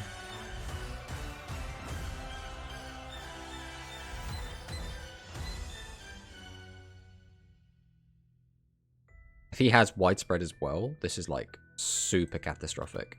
Oh my god. Right, we'll just swing into this. Gazelle. What on earth are we thinking? Is this the first tournament with the new Royal Rebels then? With Japanese players playing it, so with some good info on Royal Rebels. I mean, hopefully, yeah. Rage of the Beasts. That sucks, because that is my primary way to get my 7's Road Magicians back from the graveyard. So I am now not expecting to do very well here. So this is probably Legend Draw, and he's just playing aggro. I usually say hi and GG. I said good luck, but I don't know if that's like, oh, okay. Oh, is he playing Dawn? Because you can't play Dragius in Dawn, right? Or can you? I don't actually know the limits on... I guess you can play Dragius in Dawn. So this has got to be Dawn. So he's playing Dragius because it's just good. Servant of Dawn, yeah. He's playing Flame Serb to get the boost, and he's been using Aim Eagle to get out the Tough Striker, which can also get a big boost from it. So we are dead. But again, we opened so badly there. There was like no real way to win that game. I think given the hand that we opened, we were never winning that game no matter what, right? It was just never happening. Let's hope that we don't brick this time. Fingers crossed. So far in this tournament, we have bricked 2 out of 4 games. We're going second, which is usually better for us, as long as we have a like playable open. Okay. We might be able to play the game. I really don't want to use Valk on turn 1, so I'm kind of hoping just for another normal summon. I suppose also Ghost Cyclone can work in our favour. Just don't brick. Thanks for the follow, Foo Fighter. So that middle one is a tribute set. That's probably a Flame Serb then, which I think is 1800 baht. I think we'll just fire off the Ghost Cyclone. We'll just get the value from it now.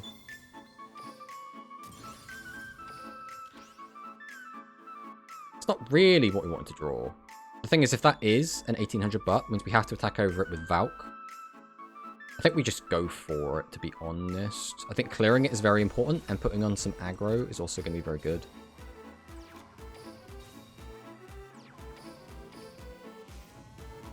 The only negative here is we're only going to be drawing 4 cards next turn, and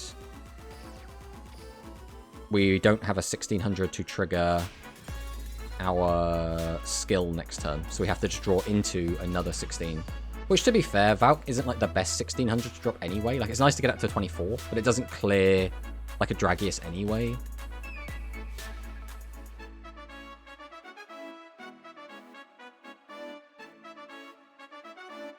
We got 1500 damage in, which is quite nice as well. My guess is he's got a Dragius in hand. That was the last card he didn't get rid of. Oh, I reckon he hasn't got any other normal summons. I think this is going to be it for him. Yeah, okay. He is bricking on high levels. I mean, his deck should be bricking on high levels. Theoretically, he's playing 3 Dragius, 3 Flame Serb, and 3... ooh. This is lethal depending on what we've got. Mind you, is there even a reason to use that? It's 300 damage. There's completely just no reason whatsoever to use that. So, we will go ahead and tribute. Oh, I should have actually checked the attributes in the graveyard. Oh, we already have a light. That's fine then. So now we'll go ahead and use SAR. We'll target you. I guess we'll put you back and we'll throw the fire into the graveyard.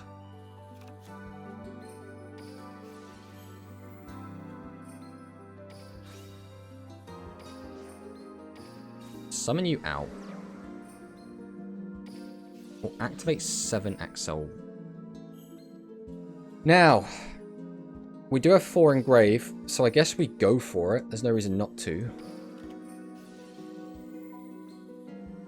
Has to be all of them.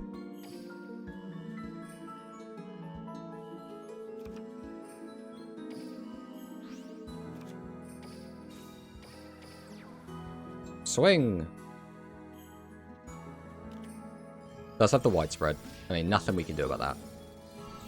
We still get in for some good damage. We shouldn't easily die on the crackback. We should not easily die on the crackback. I would have heart the cards that shiz and drew off dealer. I mean, you know, if it works, you'd look like a bloody genius. Right, that's going to be a 200 reduction. He should have 2 bricks in hand. So it all depends on what this last card is. So he's going to weaken one of mine. Then he's going to tribute off for a Dragius. Clear both. Rage of the Beast was the last. Okay, that's a really annoying card. Keeping the Sword and Shield would have been like guaranteed lethal next turn. What? What? What is this deck? How many high levels have you put in here?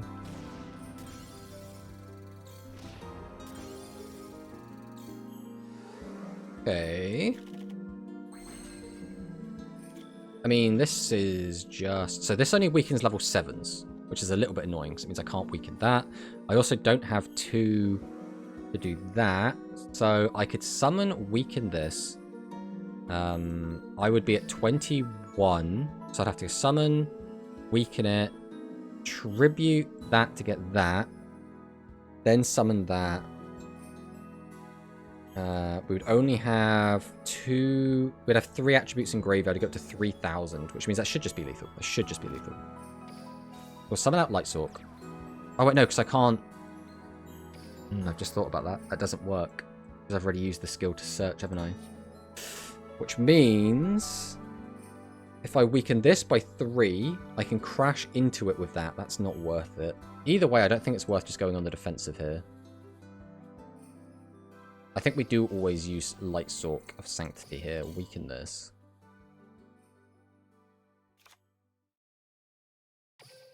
Set this. Tribute over this with this. Activate our skill. Boost this up. I get 12 in here. That's just lethal. I don't know why I'm overthinking this. I don't know why I'm overthinking this. Bang. In my mind, I was like, no, that won't be lethal. Okay, that was what, game 2? I want to say it was game 2. I'm sorry, is that Nekogal? Yes, that's Nekogal. It's the next best target. So it's the 3rd best target, I guess. So he's playing it because he's playing Rage of the Beasts, because he's playing the Beast Engine. That's the logic behind it. But, like, Curse of Dragon is like 100 attack more. You're playing around Kiteroid. Always play around Kiteroid, even when it's not in the format. Going first and have a really bad hand. Not feeling great about this one. Not gonna lie.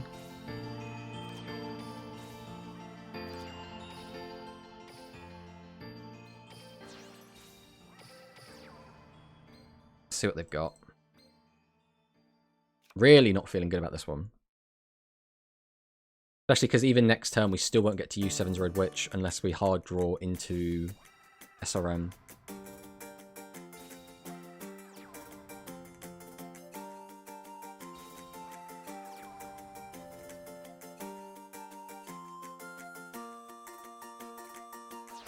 He's got the tribute. Okay, so we could have cleared either way then.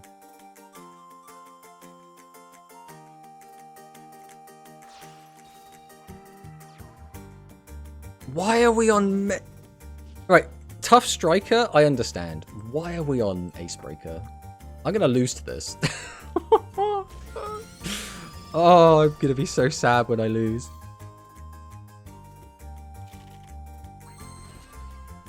I don't have a play! Oh, I do, but it's like... Like, what is the play, right? He doesn't have a back row, so I can't even pop with Ghost Cyclone to get the draw. Shield and Sword can weaken 1. I still can't use the effect to search.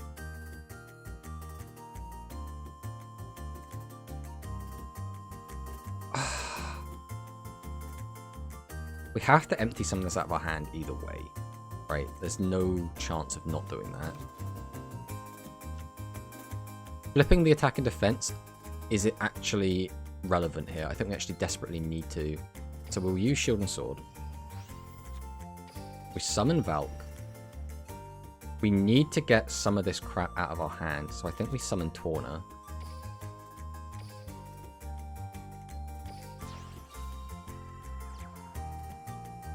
I mean, do we just summon over it with Seven's Road Witch just to get another card out of the hand? Like, having 2 Seven's Road Witch in hand does not help me.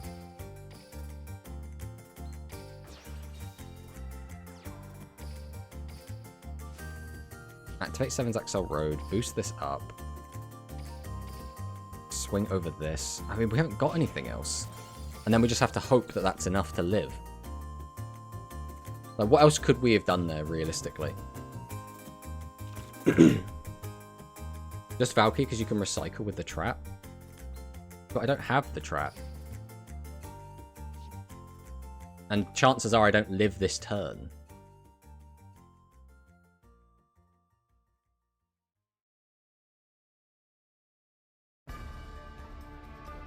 Ah, this is a shame. This is 3 out of 6 games bricked in this tournament so far. Which is a shame. Especially if we go out, because we've lost to, like, such a garbage pile of cards. I respect them for, like, trying something new. But, like, this is bad. Like, he's winning off of us bricking, not off of, like, his deck doing anything particularly interesting or special.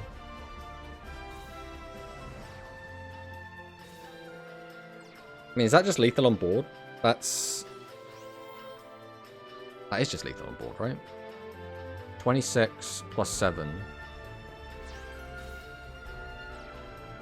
Yeah, that's just lethal. Oh, that sucks.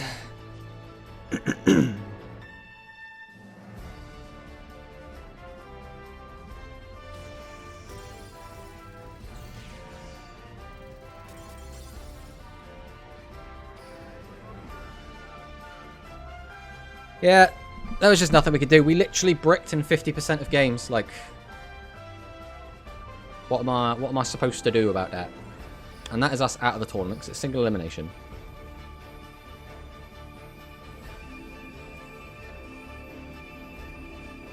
Rip, I guess. I mean, that's just rushed, unfortunately. Sometimes you do just brick in half the time. Like, half the games, that's just how it goes. Literally, we played 6 games and we bricked in, like, we hard bricked in 3 of those games. Like, there's nothing we can really do about that. Servant of the Dawn is my budget harpy change. Is budget harpy changed my mind? I mean, it is. I don't think anyone can really argue that, to be honest. I think there are a lot of people that are, like, huffing Copion on Servant of Dawn. But, like, no matter how you look at it, it's just worse than every other deck. Right? Again, like, it only beat me there because we hard bricked in 2 of those games. We literally couldn't play the game. We were stuck there with 1 monster on the field and a handful of tribute monsters. Like, I don't know what we're supposed to do. Hey, Alpha. It kind of stings because I was really looking forward to playing in this tournament. Playing against some, like, Japanese players as well. But, it doesn't matter if we brick. But I suppose on the plus side, that does mean we can go back to talking about the leaks, which is something. So if I bring the leaks back up. So we were just talking about Kyberman, and that's because we were just talking about the skill, the Blue Eye skill, which is this skill can be used if your deck, excluding the extra deck, contains 7 or more level 5 or higher monsters, and the only monsters in your deck with 1700 or more attack or defense are level 8 monsters with 1600 or more defense.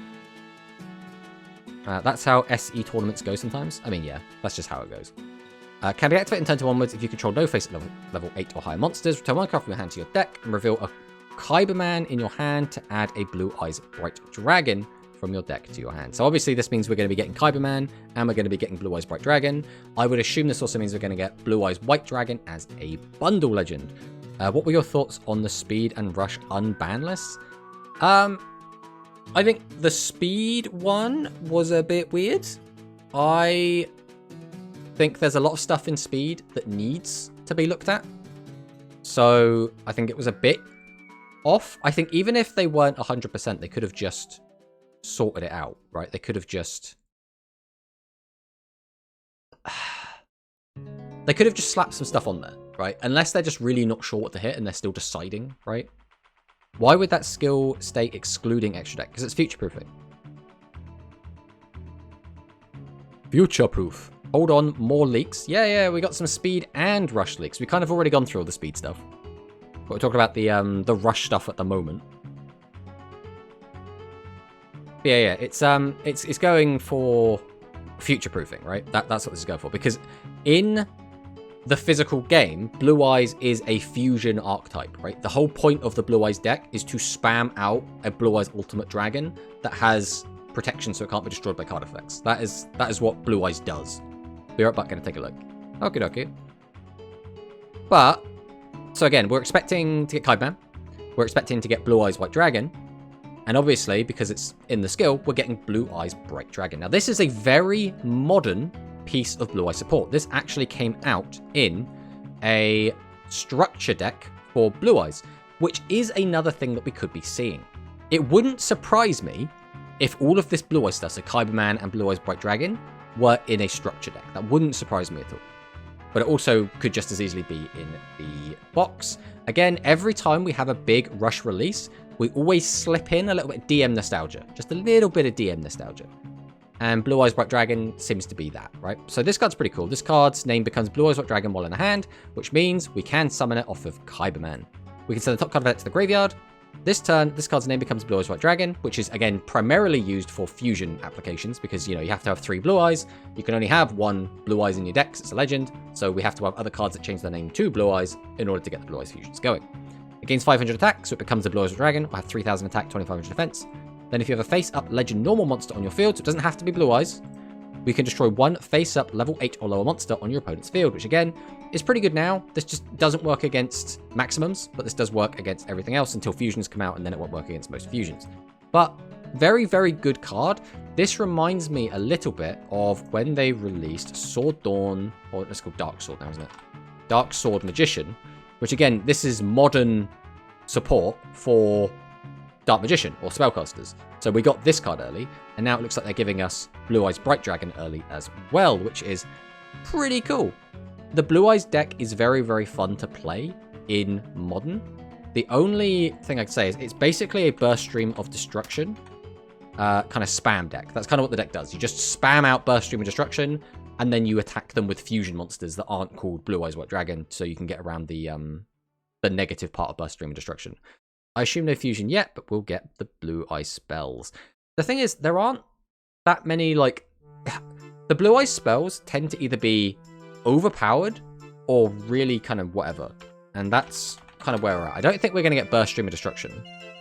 But we could potentially get Treasures of Eyes of Blue, which is when a monster on your field is destroyed by an opponent's attack with a card effect, we can special summon a level 8 or higher light attribute spellcaster monster from your graveyard face up to your field.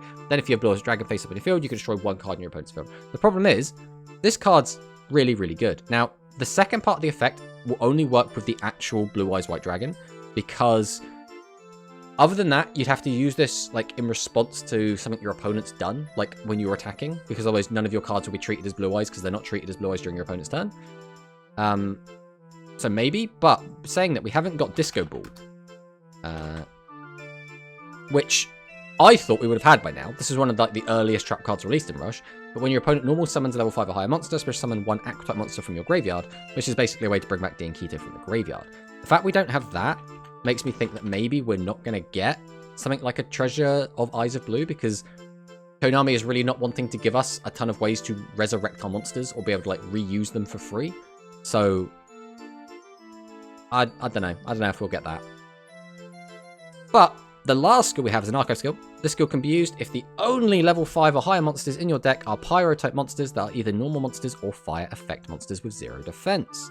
Requirement none. Effect 1 face-up level 5 or higher monster on your field gains 600 attack to the end of the turn. And this 600 is something we keep seeing, right? Because I think it was 600 boost as well with Dawn and with the actual Noodle skill. So both of which is feeling a bit weird. Playing on your opponent's turn is too strong at the moment. I mean, yeah. Basically. I mean, it doesn't... you don't really, outside of just, you know, flipping trap cards in response to your opponent doing stuff, you don't really play a lot on your opponent's turn in general in Rush. Then if it is a level 7 or higher monster that was normal summon this turn, you can add a Pyro-type normal monster with 1300 or less attack from your graveyard to your hand. So I think this is hinting that we're going to be getting extra Spice, the Elite Noodle Ninja, which has it's 2400 attack, which is already better than Spice.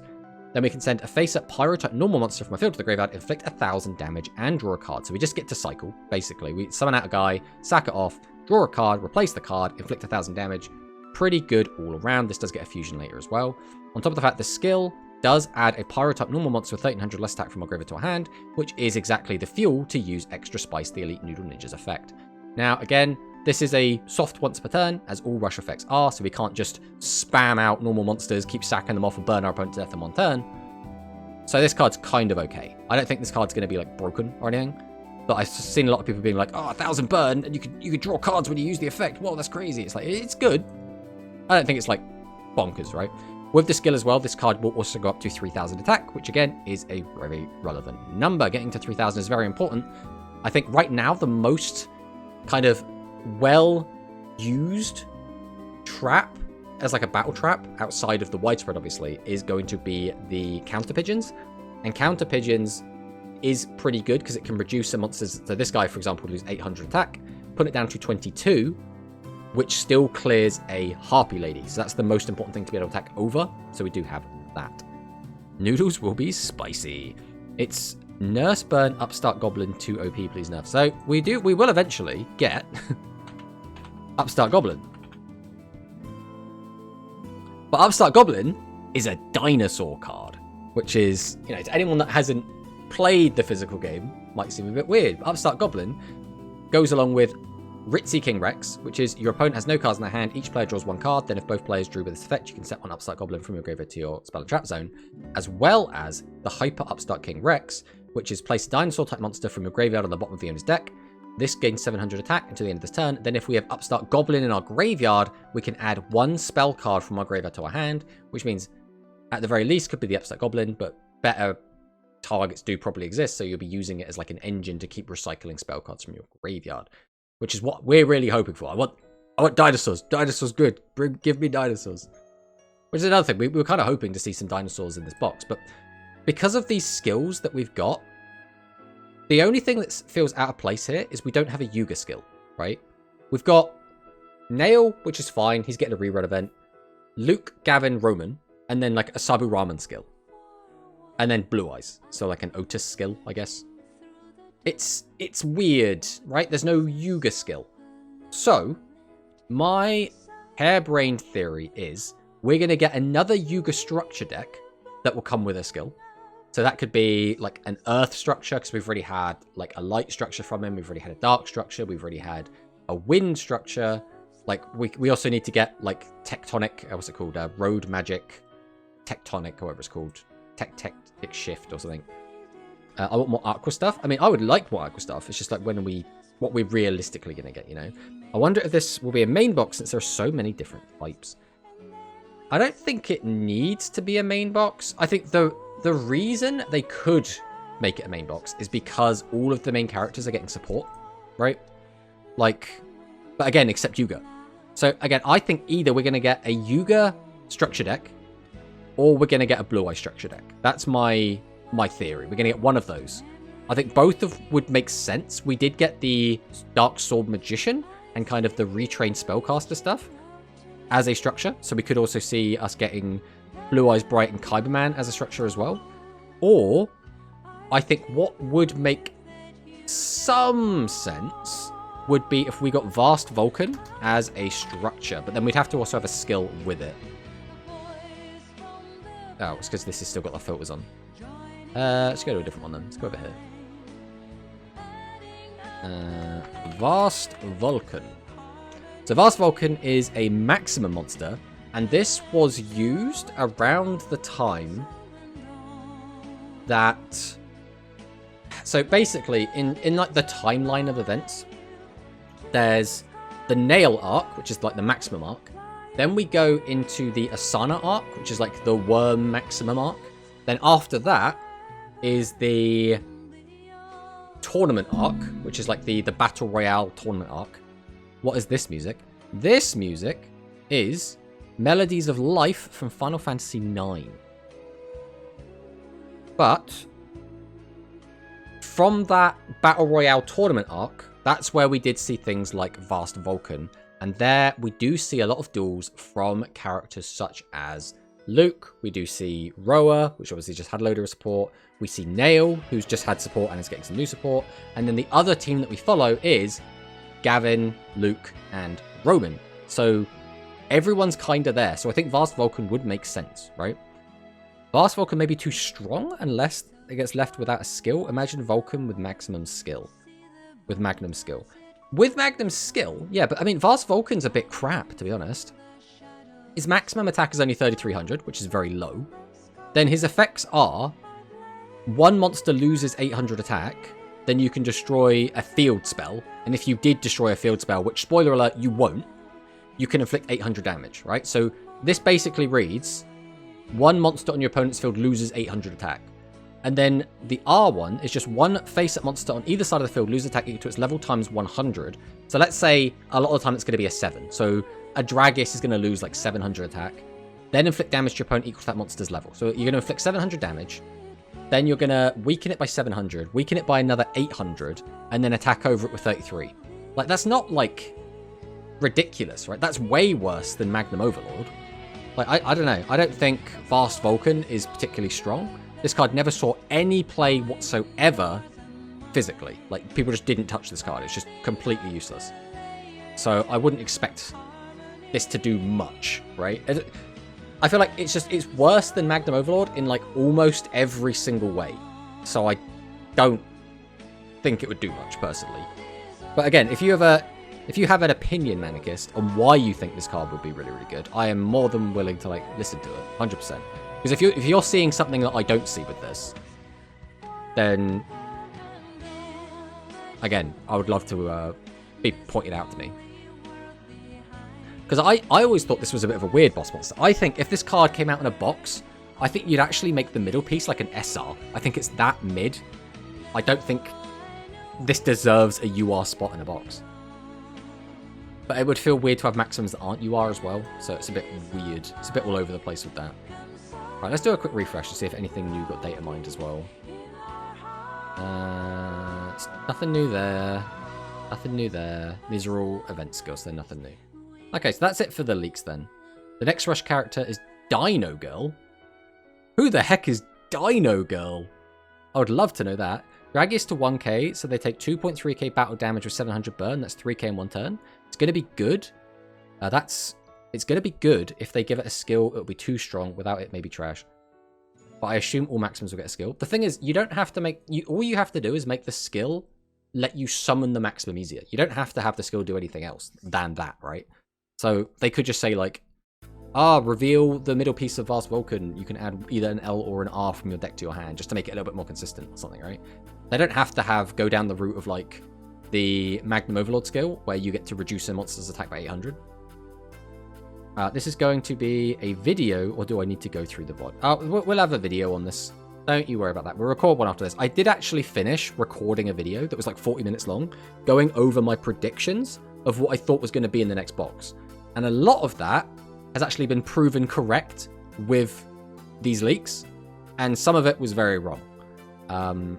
So one of the things that we did mention there, which we talked about a little bit earlier, was Nail's like little gang. Like, we haven't seen the chair stuff. There's no chair skill here, right? We haven't seen Schrodinger and his cats. We haven't seen any of the space cards like Outer Space and New Dryad.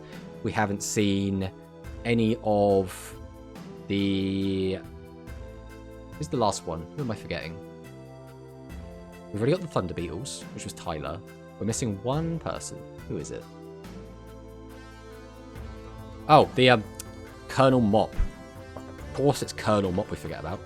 Colonel Mop is completely garbage, right? This card, I do not understand, like, what we're trying to do with this. Your opponent has a face-up, level 7 or higher monster on the field. Place Bleach Mortar from your graveyard top of your deck. Bleach Mortar is an okay card. Will it be good in Duel Links? Probably not, but it's an okay card. Washkatir, whatever it's called, Wash something. Yeah, this guy, Wash Sprayer the Clean Skatir. This card is actually kind of okay, right? You normal summon this card this turn, your opponent has a face at level 7 or higher monster on the field, shuffle a Bleach Mortar from your graveyard into the deck, draw 1 card. That's quite a nice little engine, you can just draw some cards off of it. And then if we go over and look at Bleach Mortar itself, 1 face at level 7 or higher monster in your opponent's field, loses 500 attack to the end of this turn and flip 500 damage. So it's not crazy, but like this is a nice little engine. I don't see why you would play Colonel Mop with this, right? Washer, I like water decks. I like water decks, right? I want to preface that. I really do like water. I don't think Colonel Mop is a good card. I didn't watch the anime, but I saw a clip where she maximum summon heavy cavalry. So she isn't dinosaur. She is worms, which is a little bit different. And her worms are basically like diggers. That's kind of the whole thing. They're like construction equipment and construction workers. If they release the Washer cards, I'll prove you wrong and top a tournament with them. I don't think there's anything wrong. So again, if they get a skill, I think anything can be good, right? Except Psychic. No matter what overpowered skill you give Psychic, they will always be really, really bad. But everything else, give them a good enough skill, and they'll be fine. Like, Colonel Mop is bad, but if you had a skill that maybe gave it a load of attack points, maybe let it get piercing, it's like the Thunder skill. The Thunder skill does everything Thunder needed, right? It's like, oh, we can weaken a monster and change the battle position of a monster, which could be the same monster or could be 2 different monsters. That's so good. That's everything that deck lacked, right? And we just got it all in one skill. So you could do something like that with water, except these cards actually kind of suck to start with, right? Lame should be Dino. Yeah, so we have, if we go to Excavator. So this is, let's do that. Get rid of all those extra cards. Worm Excavator, the Heavy Cavalry Draco, which is a worm. This maximum monster is okay. It doesn't really get good until it gets like piercing. What were the other new skills? What do you mean? Like the ones with it when you, because you got it late, didn't you? So there was the nail skill, which lets us set Menacing Eyes of the Sky Emperor, which is not very good. It's basically like bad stop defense, but when you don't need a stop defense because you've already got the maximum, it now filters. But you also don't need to filter because you already have your maximum. So it's just bad. This is just bad. Then the Luke skill lets you get Dragon's Inferno out, but restricts you to using fire dragons.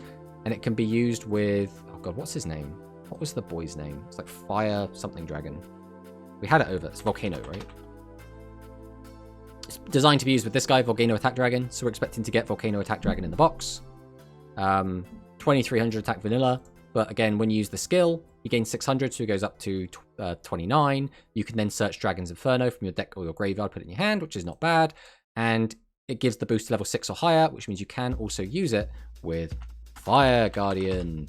So this guy can become a 27, which is also really good, right? 27 is good for a 1 tribute monster. The Luke skill 2 is change the original attack of 1 face at level 5 or 7 dark monster to 2600 attack to the end of this turn. Then if you chose a steel striking dragon Metageus, so it gains 100 attack basically, that was normal summon this turn, we can add a level 7 dark monster from our graveyard to our hand. So the idea is you would use Metageus, boost it up to 26, add a second Metageus from your graveyard back to your hand, discard it back to the graveyard to use steel striking Metageus's effect, and then he can attack twice, can't be killed by trap cards. And, you know, if he attacked a monster, and notably doesn't have to destroy the monster, just has to attack a monster, he can make a second attack on monsters, which is pretty good. Then we have the Gavin skill number 1, which is very mid.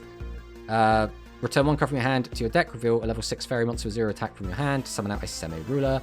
Semi-Ruler, it has a decent attack stat, and that's kind of where this card ends. You have to discard a card to use its effect, which really sucks. Then you can summon out a 0 attack monster. That monster gains attack equal to its defense. So the main card we'll be using that with is going to be the Urashima Sage, which is going to be this one. Not the Hermit, but the Sage. Which again, we're assuming we're going to get this card as well.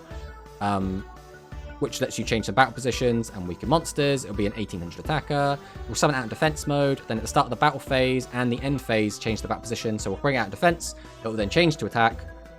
Attack with it with 1800 attack. Then change it back to defense before its attack goes back down to 0. It's a cute little combo. I don't think it's going to be very good. It doesn't really solve any of the outstanding problems that warriors have at the moment. Gavin skill 2 is okay. I think the more I've read this card, the more I think it's okay. I'll be going now, Tomato. Have a nice stream. Thanks for hanging out. Can't kill anyone. And we'll see you next time. It can be activated on turn 2 onwards. During the turn you summon the level 6 or higher monster. Send up to 2 Dark Warrior type monsters from your hand or deck to the graveyard. Then you can make 1 face-up Water Winged Beast type monster on your field, gain 1000 attack to the end of this turn. Now the primary target for that is going to be Ice Sark. Yeah, it's this one, Ice Sark. Which is place 2 level 7 or higher warrior monsters with different names from your graveyard to the bottom of your deck. Now again, the skill fills our graveyard with these cards, so we can just use this immediately. But then we have to have an extra one engraved because we can then special summon a level 7 or higher warrior monster from your graveyard face up to your field. So this will gain 1000 attack, but up to 3000. Then we can bring back a Yami Ruler from our graveyard in defense mode. Then we can activate Yami Ruler effect to change it to attack mode, lock our opponent, which is pretty good, right? That's not bad. Actually, can we even do that? Does Yami Ruler's effect specify when we can do it? Because it's like the turn it's summoned, right? Is it normal summoned? Normal summon this card. So we can't even do that combo. So instead we're just going to get a beater. That's all we're going to do. We're just going to get a beater. We're not going to be able to use the rest of it. But again, we will send 2 Dark Warriors from our deck to the graveyard. Then we have to have a third one in there. Then Ice Sark will go up to 3000 attack. Then we'll bring out a 2500 attacker from the graveyard. So not fantastic. Not super bad. The one benefit we also have is that we do already have Piercing Samurai in the deck, which means we do have piercing access, but this is not going to be as good as like Dark Arts of Celerity, but like just being able to deal with shit, right? Just being able to change things to defense and attack over them is generally going to be better than this a lot of the time, especially since if we don't have our graveyard set up, Ice Sark is just a really, really bad card to have. 2000 attack, 2000 defense, level 7 is garbage. And even if we use the skill, we still already have to have a monster in our graveyard to use it. You can use Essel. You can use Essel. I still think Essel's going to get hit sooner rather than later. Especially like as soon as a new product comes out, I'm like, now is the time. Now is the time to hit Essel. But yeah, I think this is better than this. I think Gavin Skill 2 is better. I don't know if it's going to be like really, really good or not. I think it's going to be okay. Then Roman Skill. Skill could be used if the only monsters in your deck are Psychic type, and they're at most 1 level 7 or higher non-light monster in your deck. Requirement none. Return 1 card from your hand to your deck, and if you don't control Canry D, you must also reveal 1 level 7 light monster in your hand, which is probably going to be Canry D. Then add 1 level 1 or level 4 light monster with 100 defense or less from your graveyard to your hand. So again, we can use this with, say it with me now, Roman Pick, because it's level 1 and it has 100 or less defense. But you can also use this with everybody's favorite little girl, Candy, who is used to basically do a lot of stuff with some of these other spell cards, and is also used as fusion material going forward. Essel is a fairy, yes. Gavin will get her hit. The thing is, you can't use her in this deck, right? So in the Gavin skill 2, you can only use Warriors and Winged Beast, but that's only 1400 or more attack. So that's fine, right? And it's the same as this one. This skill can be used only level 4 or higher monsters in your deck are Warriors or Fairies. So like you can use Essel in both of these, right? But if you want to use the higher attack monsters, that's when they got to be Warriors and Winged Beasts. If it's a good Psychic skill, I could use that. I don't see much happening here, right? So we have to give up a card from our hand, because we're putting a card from our hand back into our deck. Then we can add 1 level 4 or level 1 light monster with 100 defense from our graveyard to our hand. So we're not even plussing, right? We're just getting something back from the graveyard. And I'm like, what does that do? Right? Like, I've given up a card from my hand and gotten back Roman Pick if it's already in the graveyard. I'm like, what does that matter? I don't think it's relevant unless you take exactly a Roman Pick. But you could use it, I guess, to specifically get rid of a tribute monster and get a normal summon out of the graveyard, which is like probably the best way to use this. I think it's awkward. I think it's very awkward to find like the correct way to use this. What's Candy's effect? You want Canry D or Candy? Because Candy doesn't have an effect. But Canry D is not very good. So return... Well, this is good with Roman Pick specifically once again. But we can return 1 face-up monster with 500 or less attack from your field to the hand. This turn, this card, or while this card is face-up, you cannot tribute summon monsters with 1500 or more defense in attack position. So the idea is we can pop a card from our field back to our hand to reuse its once per turn effect. So again, Roman Pick is going to be the best one to use. Summon it out, use its effect, put it back in our hand, summon it again, use its effect again, right? That's going to be the best way to use it. Other than that, Can Re-D is a bit crap, right? It's good at letting us reuse some of our effects. I guess you could also use it with, what's it called? Diviner? What was called?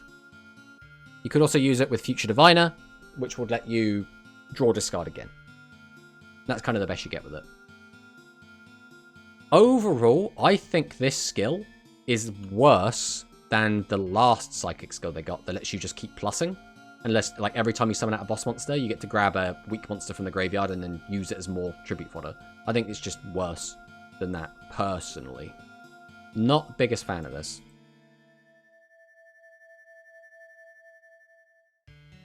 And then, obviously, you know, Candy itself is just a vanilla. It's just a vanilla. But Candy does have some okay support cards, such as Jamp Set, which I guess we'll open up here so you can just read it.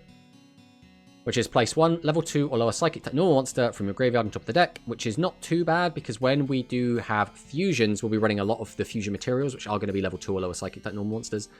Oh, so I can put the other bosses back with the skill and use Roman Pick to fix my hand and recycle. It's usable, plus a 2500 is big enough.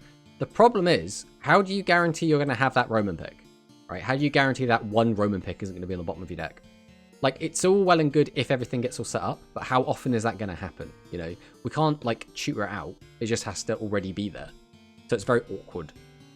2500, again, is fine, attack stat. But then, you know, by that logic, you know, Esperada's 2500 attack, it should also be just as fine.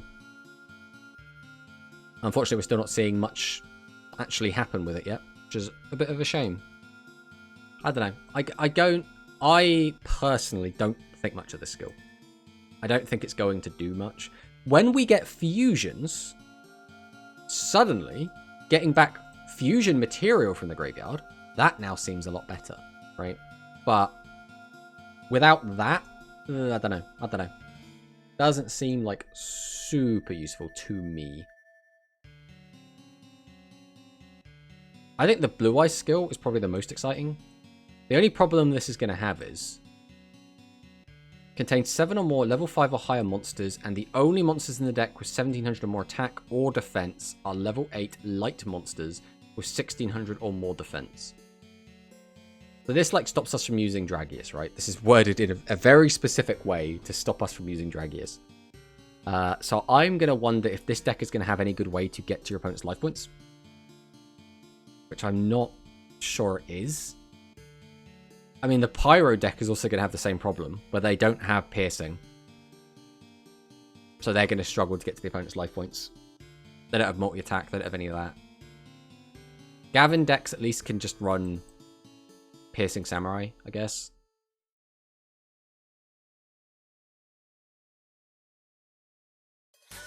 I guess the Luke skills are going to suffer from, like, a similar... I mean, as long as you can play a Geas Dragon, you'll have double attack, right? You don't need Dragius to be able to get in direct attacks. You just need to be able to clear 2 monsters and then have another monster that can still get a direct attack in. Hey, Dingus. Welcome on in.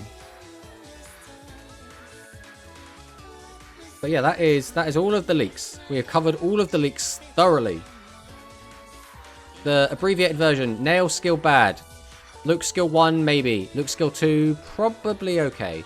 Gavin skill 1, bad. Gavin skill 2, probably okay. Roman skill, meh. Blue Eye skill, probably the best overall skill. But again, the deck itself might be lacking the ability to get your opponent's life points. And then more noodles cool. Who doesn't love noodles? We're also going to say about speed, no Fluffal skill. Bad box. Why give me Arc V and not give me Fluffal? It's terrible. It's terrible. I mean, that is a good point, to be fair, Dingus. No chair skill, no mop skill, no outer space skill, no cat skill. Terrible update. Terrible update. We don't want any of these. No leaks. Alright. And with the leaks now concluded, I guess we will hop back in to play some actual Yu-Gi-Oh! Because who would have thought... I guess, to be fair, we have played like a handful of games today, although 6 of those were Rush. Only 2 of them are actually Speed, even though we are supposed to be playing Speed. So let's hop into another Speed game. At least we're getting Semi-Ruler. But is Semi-Ruler good? Like, I still think he is good with chairs. Like, chairs really need him, I think, in a lot of ways. But I don't think he himself is a particularly good card. Like, the best thing about him is he just has 2500 attack.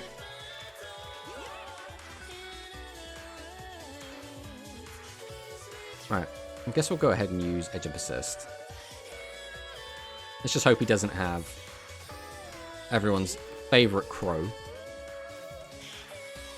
Right, dog.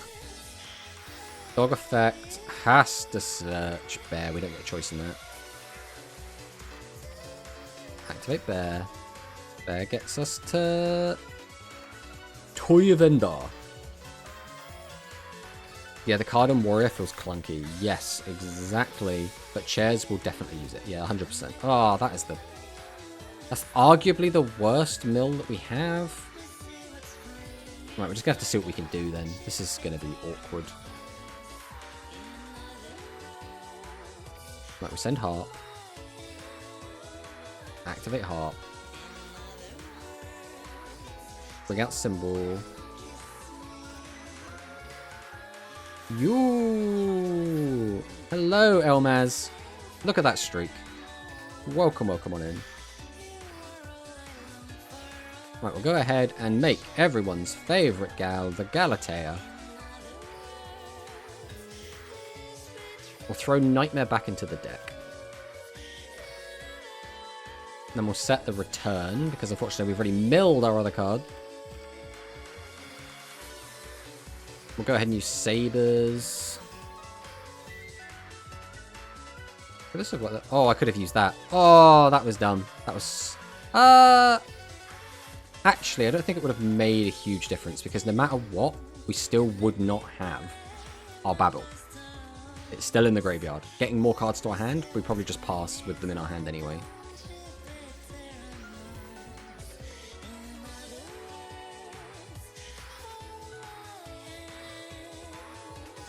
Alright, well now we just have to hope that whatever he's playing can't beat this without us having any kind of interruption.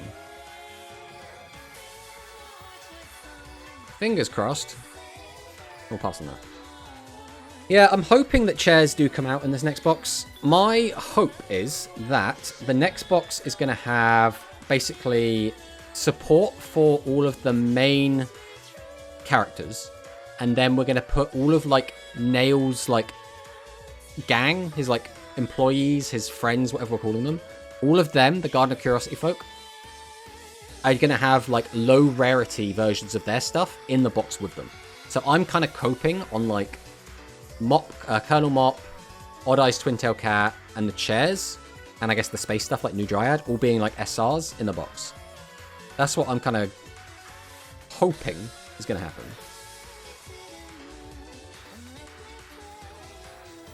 Ah, it's Tenyi. Okay, Tenyi doesn't beat this very easily, does it? So maybe we'll be okay.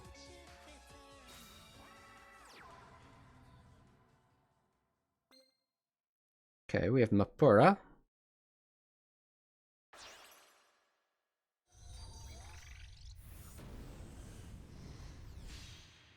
Okay, so I just need to not target non-effect monsters, and then he has no power over me.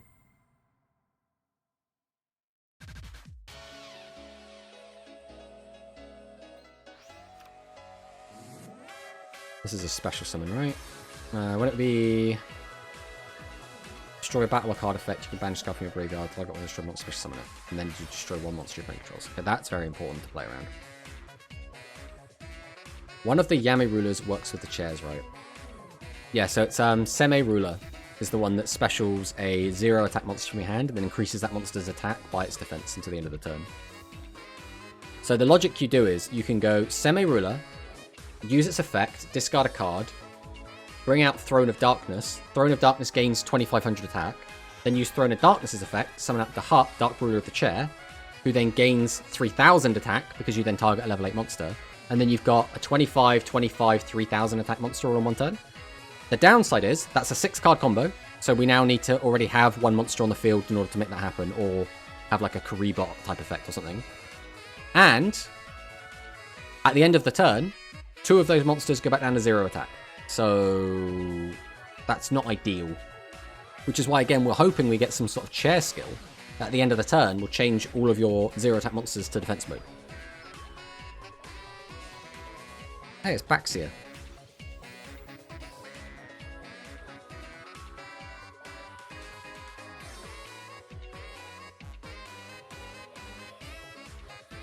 They're going to shuffle those into the deck.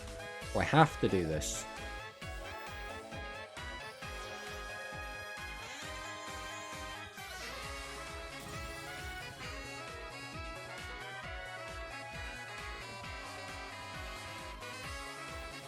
Then Ashuna goes off, gets you another body. Then we go into Shaman.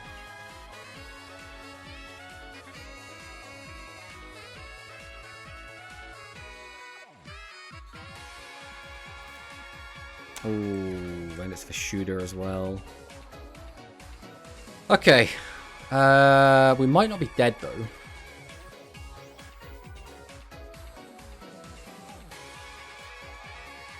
Adds a Shuna back to hand.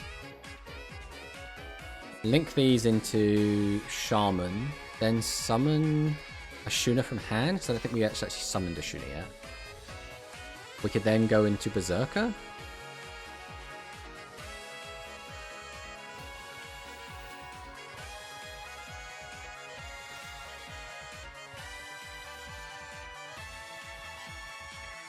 Okay.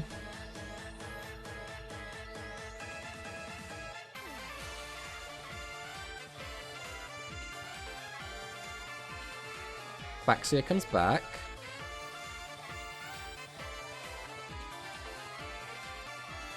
I got one card you control and one level 4 or lower monster in your graveyard. Destroy that card on the field, and if you do, special summon that other one. Okay, so we're going to pop that, get back another body.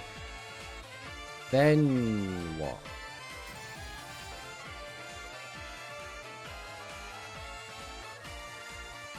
Man, if we just had our Babble, I feel like we'd be in such a good spot right now. But now I'm like waiting until he like actually gets lethal. So this has got to be Berserker, right? Yeah, Berserker comes down. Still not lethal yet. Legend of the Heroes, boost his own life up. Ah, okay, the shooter's going to be lethal. Kept forgetting about the shoot. Wait, what? You know what that is? All he had to do was target that and he won, right? He knew what this was. Like, he 100% knew.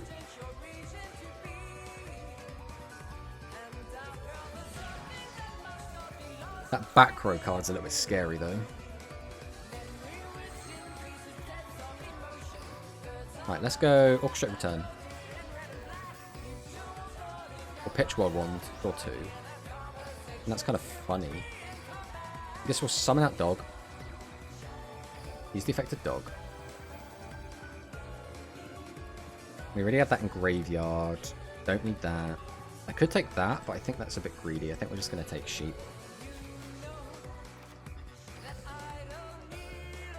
Or Specialize Sheep. Activate Sheep. Dog back the hand. Bring back Chain.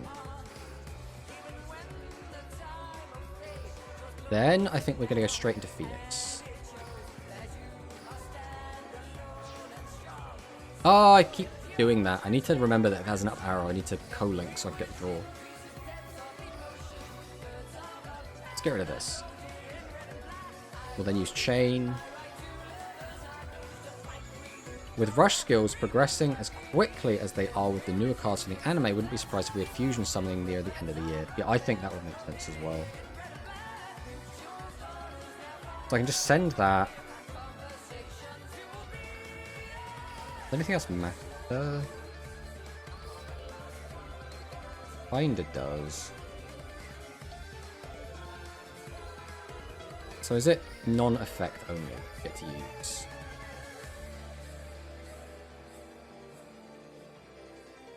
Non-effect monster you control is destroyed by battle or card effect. It's only non-effect, so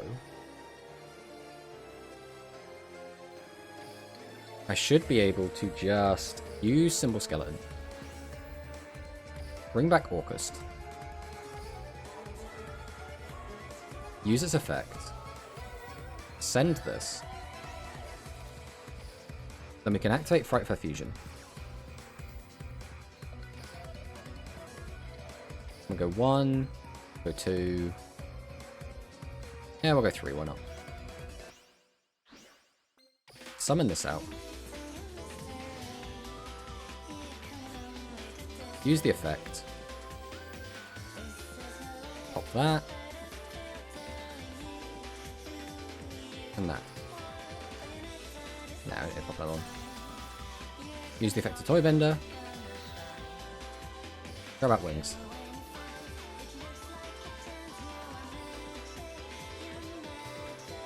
Use Babble. Activate. I don't think there's a reason to use World Wonders. I guess there kind of is. We'll grab back Symbol Skeleton. And then I think that's kind of it. We don't need to do anything else there.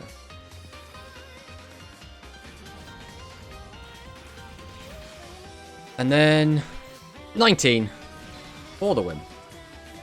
Have you changed the speed setting for choosing the order of card resolutions now? Nah, there's only one situation where that comes up for me, and that is specifically when I have an Enter the Battlefield effect combined with the chain going off. Like, if more Fluffal support does come out, I will have more reason to do so. But like for this deck specifically, it only comes up one time, and most of the time it is already in the order I want it to be. Already in the order I want it to be in, so it doesn't really make much difference to me.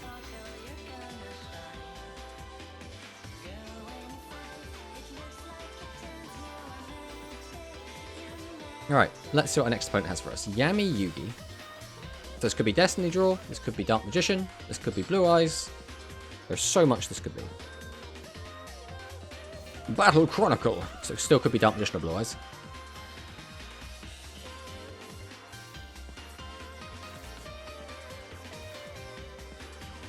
Interestingly though, it does look like we're not going to be getting Worms and Asana's stuff just yet.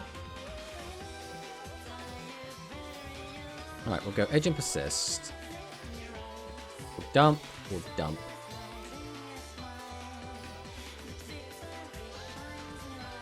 Yeah, we normal dog. I think we always normal dog, right?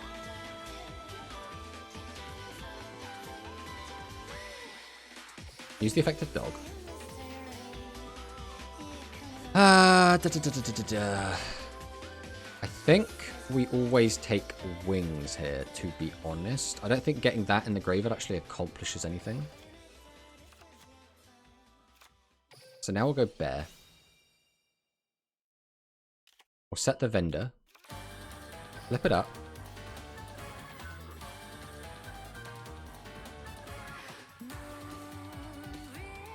As long as it's Cyclone this, I still get really good value off this either way. Champion's Vigilance. Jesus. Okay. I wasn't ready for Champion's Vigilance. But I will still get Toy Vendor effect. Magic Cylinders. What is this cringe shit this guy is on? What the fuck? So we've already used you. There's no reason to get another one. So I guess it's got to be sheep now. We don't really get a say in that. We want to keep playing the game. So now I can... Do I even want to do that? So I could just drop this now. We already have 3, so it doesn't matter. So we'll activate sheep. I'll go ahead and put dog back. Bring back chain. Then I think we do go sabers here. We'll put back Frightful Fusion. Bring out sabers. Then we'll go 1, 2. Summon out Phoenix. Phoenix effect. Discard wings. We'll just hit one in the back row. I guess that was the one we actually didn't need to hit. We know what that one is.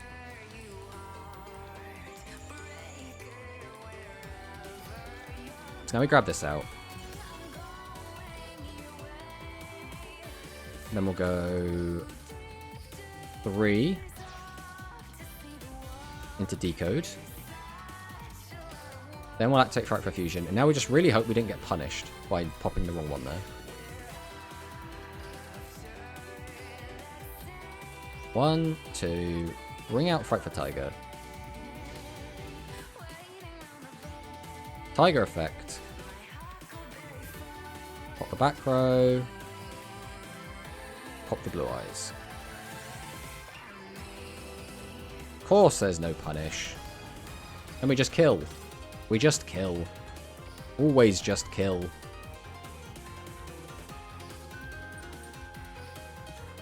Ideally, I'd like to get the platinum today. We'll see if we can actually try and accomplish that or not. Fingers crossed. We haven't lost a game today, at least not on speed.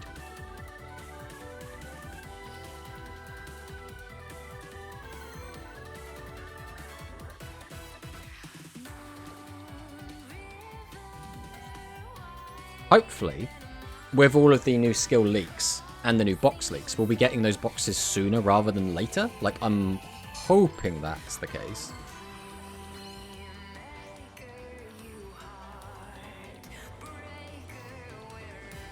Just checking back in over to the tournament we were in earlier. It looks like everyone we know has already been knocked out. There's a bunch of people I don't know now. Oh, would you look at that? It's Blue Eyes White Dragon again. Always just kill. Blue Eyes White Dragon. Summons out the alternative. Now, is he going to overlay into like a ding? Successor Soul. That kind of makes him not want to overlay into ding.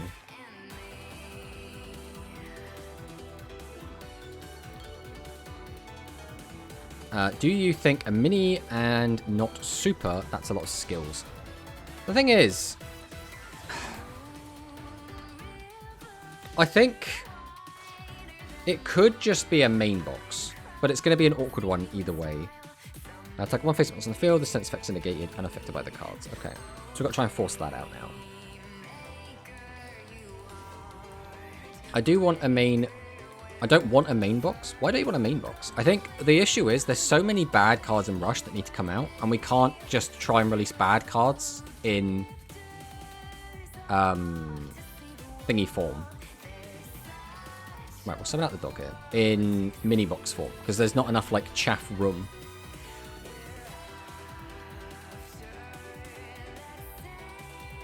Right, we add bear.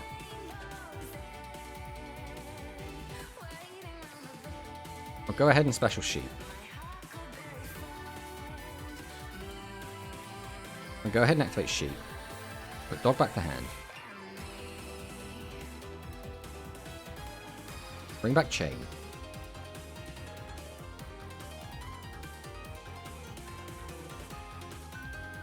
Where do we want to go here, though?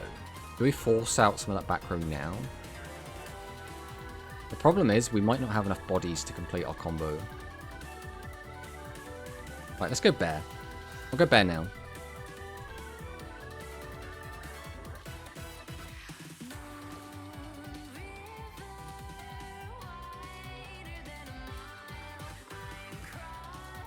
So when this does it, unaffected by other cards. Okay, I think we will go for this now. We'll go 1, we'll go 2. We're going to summon out Phoenix. We're going to activate Phoenix effect. We're going to go ahead and discard this, and then target one of these back row. And we'll activate Chain in response. So he's going to use Felgrand. He's going to target that. Okay. That's very interesting. Because now I can add Frightful Fusion.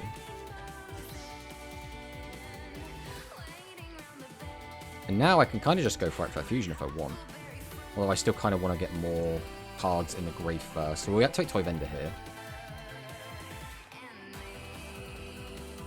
I can then activate Toy Vendor. Discard Heart.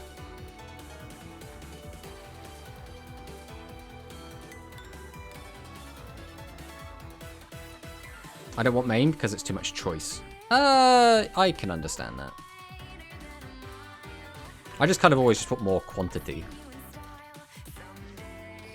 Well, I did need another body, so out comes another body.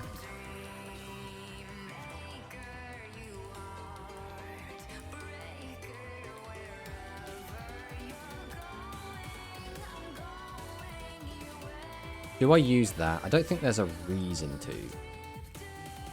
We already have that on the board. I think we do just go for this now, to be honest. Let's see what he's got. Right, we'll drop the Fractal Fusion now.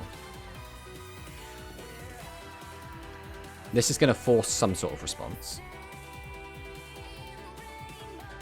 We'll go 1, we'll go 2, and we'll go 3.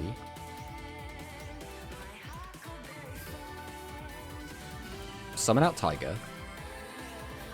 Tiger effect. Go for that. Go for that. Go for that. Well, I get Trap Hole, that's fine. We do not care about that. And Success Assault. Okay. That's also kind of fine.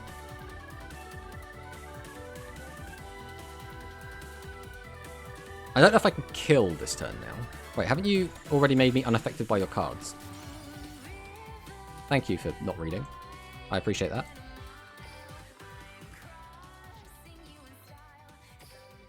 So now we'll go Harp Horror. We'll bring out Nightmare. Then we're going to go into Galatea by using you and you.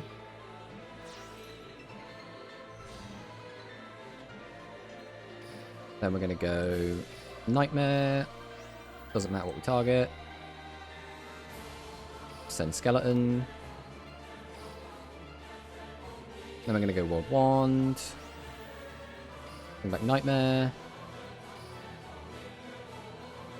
Then we're going to go Galatea. Back World Wand. Grab out Babel. Then we're going to go Decode.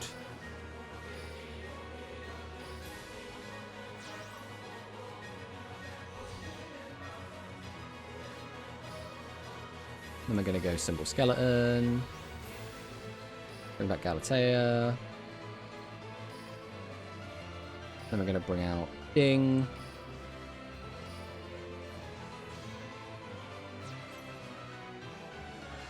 Then we're going to attach our Symbol Skeleton back to it. And we'll flip this up.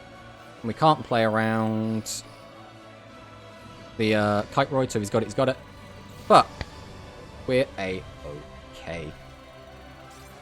But yeah, as for Rush content, yeah, I would really like to see... I mean, I want lots of stuff, right? I want Fluffals to come out in speed. I want that to come out as soon as possible. I want Worms to come out, but it looks like we're probably not getting Worms yet. I think we'll have one more box before Worms, which I was saying before I thought was going to be the case, but then because of the speed that we started accelerating through some of these boxes, I was like, okay, maybe we're not. The other problem I'm having with the new skills that we've had leaked for Rush is I feel like they're a bit weak compared to what we got. Like the last set of skills we got, like the Harpy skill, the Thunder skill, the Maximum Overload skill, the Ragnarok skill, all of those skills are really, really, really good. Like they're so strong. Like they're like some of the strongest skills in the entire game. And then for like the latest box we got, the skills are a bit tame.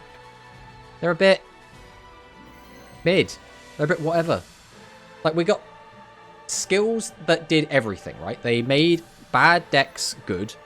They fixed a lot of the weaknesses that these decks had. They gave us ways to get to our opponent's life points. We had ways to change defense monsters to attack mode to get to them. We had ways to just do so much stuff. We're on a current win streak of 15, by the way. I didn't even notice that. But like, we had all of these different things to do. And then this new box just seems like it doesn't want any of that. It doesn't want anything to do with it.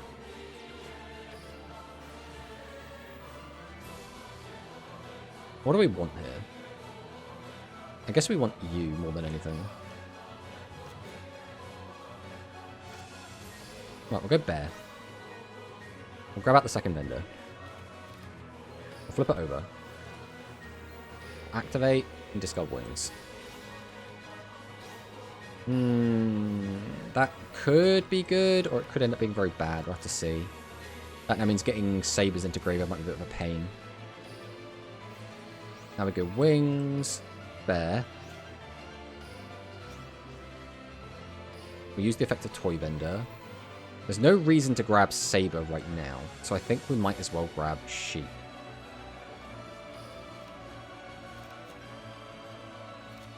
Then we go Vendor. We can activate the effect. We have to discard Nightmare, and if we can get a Fluffal here, yes, that's really good. Because now we can get out Simple Skeleton, which is so good.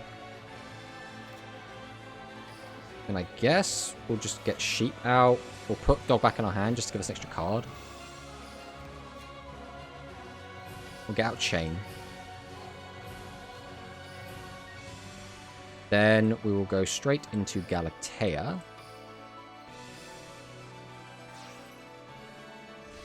Out comes Galatea. We're going to go ahead and use Nightmare. Target that. Nightmare might as well send World Wand here.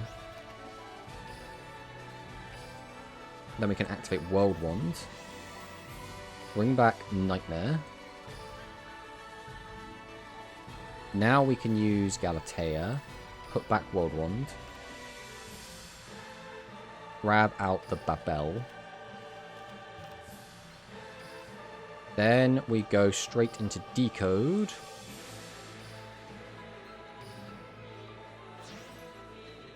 They're not bad skills. Problem is they're for not the best cards. Yes, a skill will make a bad card better, but the Thunder have good cards and a good skill. I think that's the thing. The Thunder skill is my new, like, barometer, right? I compare everything to that Thunder skill. That Thunder skill does so much, right? And then we'll wait until the edges end before we continue that rant, but...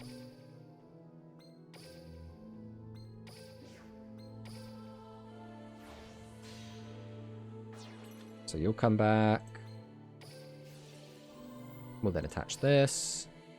I don't really want to do that, so I guess we'll do this and then just end. Right, let's see what you got.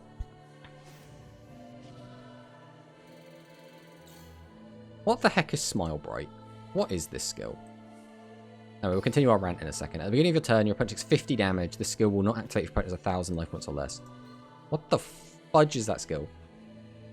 Yeah, the Thunder skill is so good, right? It does everything the deck needs, right? It weakens a monster and can either the same monster or a different monster change a monster's battle position. Those effects are both so good. Like, so good. I went through that entire combo for him to drop Cup of Ace, lose the coin flip, and then scoop. That makes me sad. But yeah, so, like, comparing the Thunder skill to any of the new skills that we've had leaked, I don't know. I feel like, by comparison, all of the new skills seem kind of crap. And I'm not saying they're, like, unplayably bad. I'm just saying, do I think any of them are going to be, like, tier 1 meta threats? I don't think so.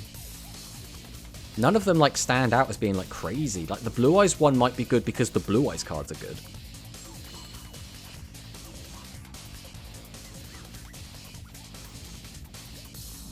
Neostorm Exceed. Well, that's a hand, isn't it? I can normal you.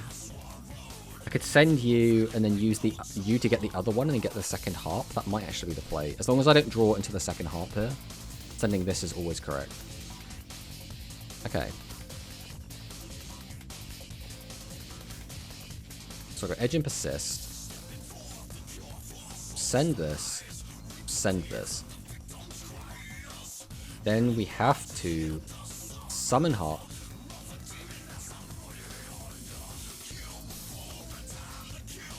We use Nightmare, target. Then we send the other Harp. Then we can use Harp effect.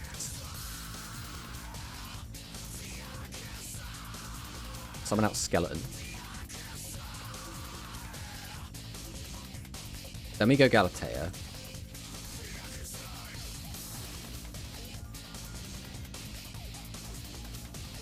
We'll then use Galatea. Put back Nightmare. Set the bubble.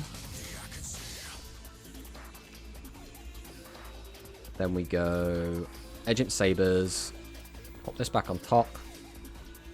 Grab this out. Oh, we should have done it the other way around, actually. That would have been way better, because we could have shuffled not that on top.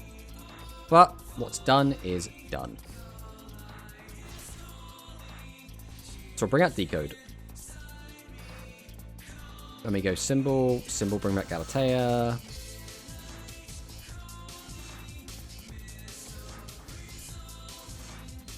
Then we'll go into Ding.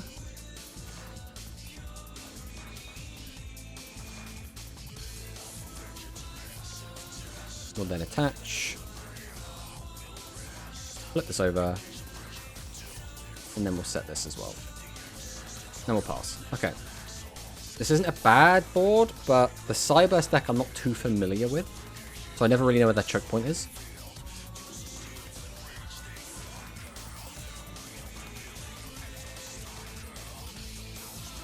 Okay.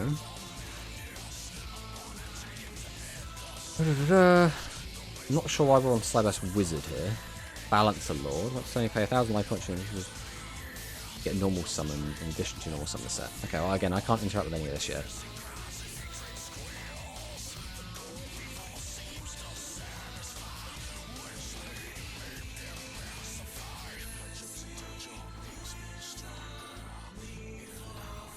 Now we're linking to Link Disciple.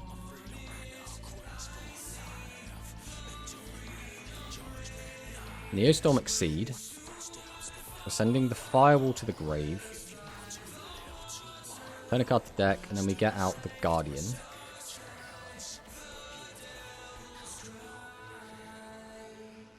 Well, this is just a free Link climb.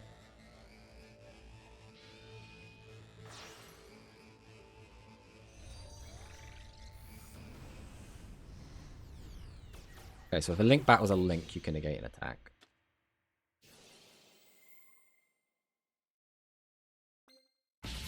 Cannot be destroyed by card effects. Cyber set monsters card points to cannot be destroyed by card effects. If a monster is responded to a zone, card points to while you control this monster. You can banish a Cyberse monster from your graveyard, add a Cyberse tuner. Okay. So you could have put that there. Chose not to. So now we're making a Firewall Guardian. So we could go into a Link 4.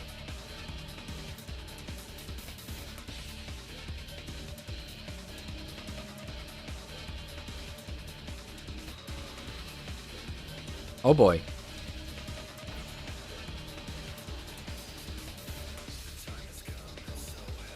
Firewall Exceed Dragon. Which one's this one? 500 attack times total link rating of link monsters linked to this card, which is none. You can attach 2 materials from this card, target 1 link, or Cyberse link monster from your graveyard, summon to your field. Okay.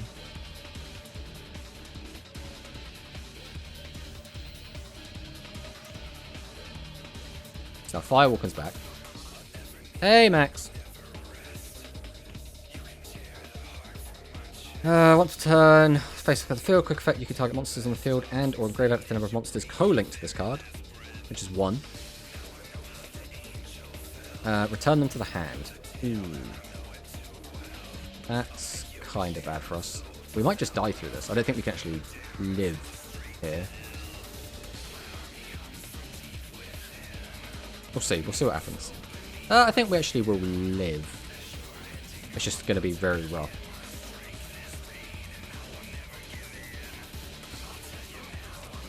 So he's going to do that. So we have to do this. Send this. So this will get protected from destruction.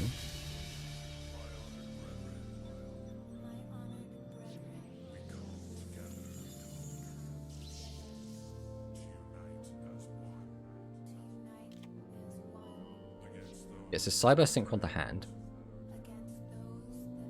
Tomato, we're getting candy. I know. It's very exciting. I'm hoping that we get the candy support cards as well.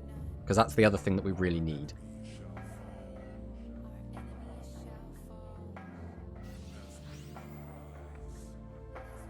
So this is declared. You banish card from graveyard, negate the attack, and if you do until the end of this turn, the original attack of that monster becomes 0, unaffected by the card effects. Okay. So the attacks get negated, then it becomes 0. which isn't really ideal. Oh man, we're just going straight in, aren't we? Okay, so you're forcing my hand here, so I have to use Symbol Skeleton. I have to bring this back.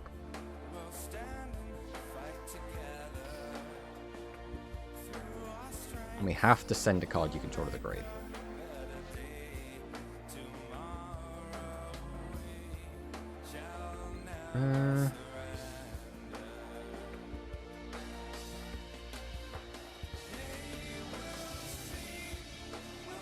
Do I just get rid of this?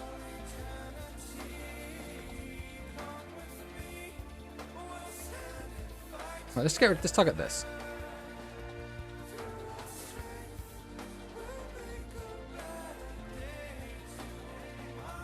I don't think there's a reason to use that here. So I also now need to send this as well. And then he just gives up. Okay. Okay. Okay, why not? Sure. Candy's nuts! Oh, got him, Manicus. Got him. Yeah,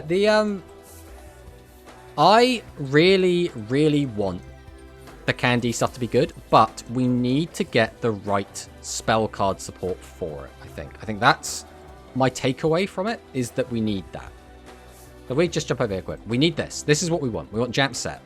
Place one level 2 or lower psychic type normal monster from your graveyard on top of the deck. One face-up level 8 or lower monster from your opponent's field on top of the owner's deck. That effect is really strong. And then also some Grave Hate tucked in. So if we get this, I think we'll be fine. They will get all the Candy spells. I mean, hopefully. There's only... Not all of them are, like, super great. That's Jam P, isn't it? Jamp Check is decent. It's a new back row hate card. It's really good. Jamp Set, again, we've already looked at, is really good. Jamp Start is okay. It's not great, but it's okay. And then Jamp Up is, again, okay if we're trying to, like, OTK, but it's quite a heavy cost investment, so you want Heal Healer. Heal Healer is a weird one, because this card is part of the Wind Psychics, and the Wind Psychics are all Go Rush support. The Wind Psychic monsters are actually really good. They introduce us to equip spells, but I don't expect us to get them until, like, a Go Rush world, like, way in the future. But this card is actually surprisingly good. You can use it in a lot of, like, loop decks and a way to try to recycle spells. And a lot of the time you can just keep throwing, like, really, really powerful spells. Like, a deck that used to use this back in the day was the Seven's Wonder Fusion deck. You could use Heal Healer to just chuck your Seven's Wonder back into the deck, which is like a Miracle Fusion, and then just keep using it again and again and again, which is really, really good. So, like... But again, if we do get any of the Wind Psychic stuff, which... let's just filter it, it's easier. If we get the Wind Psychic, which, to be fair, we could get some of it, right? We're probably not going to get all of it, but they could give us, like, a little bit of it. But a lot of the Wind Psychic stuff is really good. There's, like, Assport, you know, because everyone loves a bit of Assport. Which is you have 3 or more Psychic type monsters in your graveyard. You can pay 1,000 life points. All level 4 lower monsters from your opponent's graveyard to their hand, up to the number of face-up monsters in your opponent's field. Then this card gains attack equal to the number of those cards in both players' hands. So, like, they're all about kind of increasing the number of cards in hand, which is, like, an interesting way to do it, and they gain attack based on that. Like, one of them, I think, just has a continuous effect. Let me see if I can find it. This one. Markivo, the Ultimate Aria. This card gains attack equal to the total number of equipped spell cards equipped to this card. No, it's not that one. That's still pretty good, though. Just gain a load of attack. I'm sure there was one that had a continuous effect to just, like, gain attack. Maybe I'm just misremembering. But yeah, they're generally just really good cards. But yeah, fingers crossed that we do get the Jamp cards. Canry D is, again, it's an okay card if we can have 3 copies of Roman Pick. Like, Konami, could we please just get 3 copies of Roman Pick? Because the thing is, as we go forward, Roman Pick is half of a fusion. It's right there. Folder Blitz, the Infinite Dream, and Roman Pick. We need it for fusions. We can't have it at 1 forever, Konami. So, just give us 3 Roman Pick. Put it at limit 3 even. I don't care. Just give it to us. More Phantom Knights soon. Hope we get Fogblade as a UR in the main box and Torn Scales. What we really want, right? What we really want is to my boy Rusty. You know, I'm just saying. My boy Rusty. Why Konami hates Psychic? I don't know. Yeah, they could limit 3 it. I think that's the way to go. I think you just limit 3 it. Psychic don't have any limit 3s. They don't play any. So, like, just give it to this as limit 3, and it'll be fine. Equip spell doesn't exist, if only it does. I mean, one day it will. One day we'll get our equip spells. And we've actually just got to do it. I don't know if it's going to be on it. Is Mage Power going to be on it yet? Oh, it's going to be on the Rush side. Yeah, we don't have Mage Power yet, but we're getting Mage Power as our next, like, Legend card to come out in Rush. Which is not a very good Legend card. I don't think there's a reason you'd play a Mage Power over, like, Pot of Greed, Graceful Charity, Dark Hole. But it exists. But I'm really looking forward to when fusions come out. When fusions come out, it's like a whole, like, new dynamic happens in the game. Like, there are so many fusion monsters. Just the fusion card in general, like, doesn't, like, because it doesn't work like Master Rule, right? When you use the fusion card, which is a card you can play 3 copies at, you just fusion someone by sending face-up monsters from your field. So this is very interesting, because if you use polymerization, it doesn't matter if they're face-up or face-down, and you can fuse from hand, which, I mean, everyone knows you can fuse from hand. But this specifically needs face-up monsters, which means flipping cards face-down stops fusions. Which is an interesting little mechanic, especially since, like, trap cards are usually very specific in how they work. Obviously, Poly doesn't have this restriction. It's still just fusion summoning using cards from hand or field. But, yeah, fingers crossed, again, we get some of these cool stuff, right? I know Manicus was saying he likes the new Roman skill. I really don't like the skill. I still think we play the old skill. Unless, like, when fusions come out, maybe you play this, but then I think they'll give us fusion-specific skills. So I don't think you'd play this then. But that's how I'm feeling at the moment. I want Psychics to be good. I really like Psychics. I don't think Psychic is going to be good unless we free Roman pick and we get Jump Set. Then I'm thinking, like, maybe there's something. Or another way they could buff Psychic is give them their fusion early. And just what I mean by that is release some generic fusions. Like, they're going to release, like, the first wave of fusions. Make sure Psychic are in the first wave of fusions. For the love of God, do not let Psychics be like a wave 2 or a wave 3 deck. The very first time we get the fusion card, we need Psychic fusions in the game. Fusion on New World. I hope not, because it's very much a 7s mechanic. The new world should be equips as, like, the only mechanics in Go Rush. I will use the Psychic skill and win. I think you can use the current Psychic skills and win. It's not about, like, not being able to win. It's about how consistently you'll win. Doing that's pointless. We need to find our thingies. We need to find our Orcus cards. So we're just going to go digging. That's annoying. Because now we have to give up our other discard. So now, no matter what, we cannot end on an Orcus board.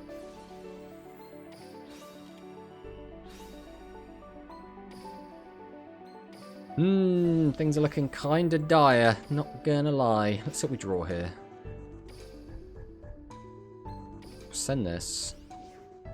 There's the Orcus cards that we needed, but they're not in our graveyard. I mean, I could take... We don't have any vendors left. If we get that, we're just going to dump anyway. I guess we take Sabers. Like, it's super awkward, but... We're just going to have to do what we can. This is one of those songs that says, like, 20 seconds of dead air at the end.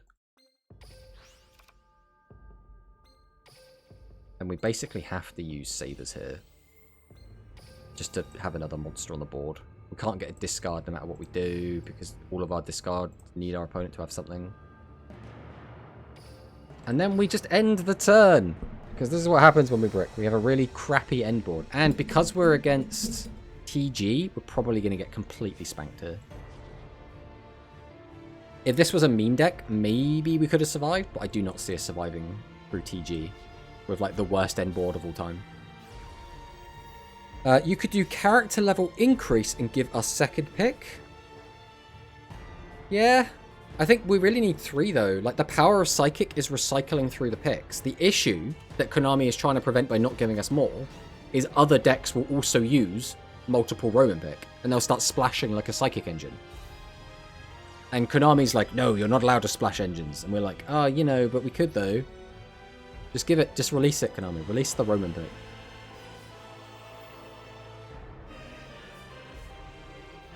Part of me is thinking I should probably just save time and hit the surrender button. Because I do not see a world in which we live. And even if we do live, I don't see a world in which we break his board with this very, very mediocre setup we currently have. But we'll see what he does. We'll let him press buttons. We'll see what happens. Pick and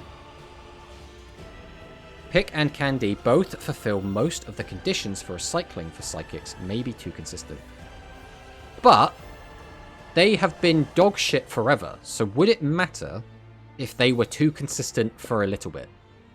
Because you could easily hit them a little bit later with some sort of limit restriction or change one of their skills so it like ties their hands a little bit harder than they have to. The way I look at it is every deck should have their day in the sun of being the best deck, right? That's how I think balancing would work nicely, right? Dragons were the best deck, so they don't need to be the best deck again for a bit. Dragons will, one day, again, be the best deck, because that's dragons. They get, like, the most broken support. They will always get really good shit. Psychic's the only anime deck that is irrelevant since day one. I mean, I think you could make an argument that Noodle Ninjas is also quite bad, and that is meant to be an anime deck. Like, Noodle Ninjas is played by anime archetype. Beast Gears is an anime archetype that is still also doing completely bad, but I think it's even if they got Beast Gear World now, it's too late. They've been power crept already. So Beast Gears are going to have to wait till they get their next wave of support, which is a Go Rush support, so maybe they'll get it a little bit early. Who knows? Aqua, I think, has actually been the most surprising. I think a lot of people were like, well, Aqua's not going to do anything because they haven't got most of their stuff. But Aqua's actually surprisingly done quite good. I didn't even watch the anime, so I'm not surprised I'm wrong. The thing with the Rush anime is like almost every single deck, not every single deck, but almost every single deck is an anime deck. Like the exceptions to that are like, no one's really a Blue Eyes player. Like Otis uses a Blue Eyes White Dragon, but he's not a Blue Eyes player. XQT, there isn't an anime person for that. Cyber Dragon, there's not. Harpy Ladies, there isn't. It's basically like all of the like retrains, except like Dark Magician and Dark Magician Girl. There is actually a Dark Magician Girl player. I guess Summon Skull as well, but like doesn't use any of the new Summon Skull stuff, which again is just Otis. Otis likes using the old shit.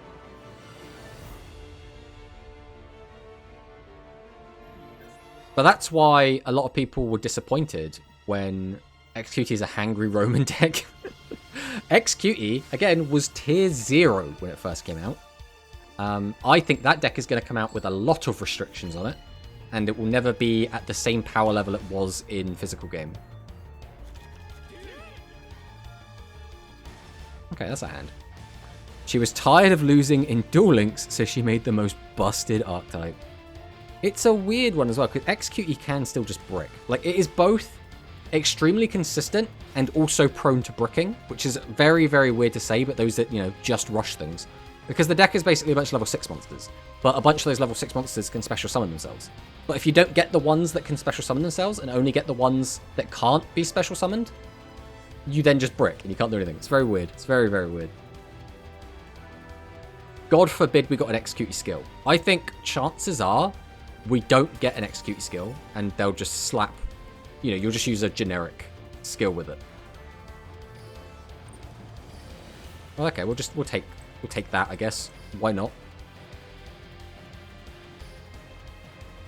But yeah, there's still a lot we haven't got. Like, again, the biggest disappointment for me is we haven't got any skills for people outside of the main team, right? We haven't got a chair skill. Like, I really think chairs should be in this next box. Maybe not even as URs, just as like SRs. But we haven't got the chair skills. Like, where's the chair skill, Konami? We need a chair skill. Chairs without a skill is going to be crap. Oh man, Eternal Bond, my old favorite. This hand is awkward as heck. We can still play the game with it, though, so... Yo Tomato, thoughts on the Rush nerfs and the Dragon unnerf? I think it is all very, very good changes. All the stuff that we have live currently. All very, very good. I think there are some... I don't know. I think, all in all, the only problem child now in Rush is going to be the Magnum Overlord. And I think that's just because, again, sometimes Magnum Overlord will just kill you out of nowhere, and you'll have very little to actually do about it. And it'll just kind of be like, cry about it. Which is never really a healthy place to be in, but, you know, that's just what we have. Right, we'll grab our symbol. Then we don't want you on the top of our deck, so we will use sabers now. Pop this on top. Grab this. Then we use Galatea, put this back. Grab up Babel. Where's my Progress Potter Limit 1 bundle? I think Progress Potter has to come out Limit 2. Like, I don't think it can come out Limit 1, because if it's Limit 1, its own effect doesn't work. And obviously it has to come out with Pot of Avarice as well. So, I don't think it will be coming out, like, soon. Right, bring out Galatea. Overlay into Din. Oh, I shouldn't put this in attack mode. We're on autopilot right now. I've completely just realised what deck I'm against. I mean, we couldn't do better than this. The only thing I would change is have this in defense mode. But if he just gets, like, the Terra Incarnate stuff, I think I do just die. We'll have to see what happens, though. It depends what board he opens with. If he opens with, like, the Neos Fusion half of the deck, then we might be fine. If he opens with the Ubel half the deck, we might just get boned. We'll have to see. But yeah, Progress Potter is a really important... Oh, that's not good. Progress Potter is a really good card. The only issue is it's in Horny Jail because it was doing infinite loops, and we're not allowed infinite loops. Infinite loop bad. That's basically what the limit list in Rush is. It's like, please stop looping cards, and then it's like, also we'll give a slap on the wrist to a couple of like decks that are too strong. I'm pretty sure we're dead here. I'm pretty sure there is nothing we can do to survive.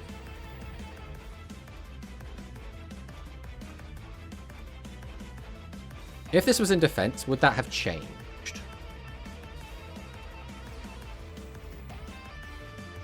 I don't know. Would it have changed? No, that still would have hurt it if it was in defense. And this is still equal to the attack, so it wouldn't have actually made any difference at all. There was just no winning this duel. Now we take 28. I could protect it, but like, to what end? Nah, just send it. And then he'll attack into this. We'll lose 26. Or half, which is 13. That was that. Yeah, without like a very, very good open, I don't think we beat that. Because we need to have the... We need to have Ding in Graveyard to have an interruption during his turn. But we didn't have the luxury of having extra bodies to link off the Ding. Unfortunately. There was nothing we could do.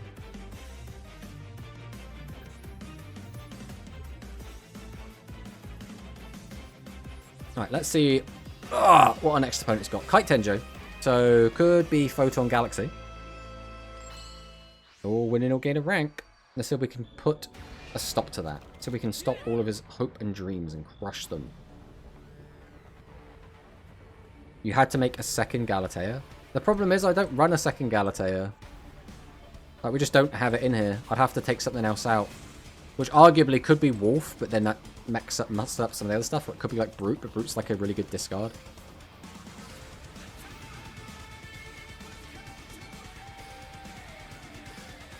We've kind of been on the same list for so long that I just like wouldn't even know what to change at this point. Then Brute. Yeah, but then my board is like just Brute with an interruption, which there wouldn't have mattered anyway because he summoned all 3 monsters.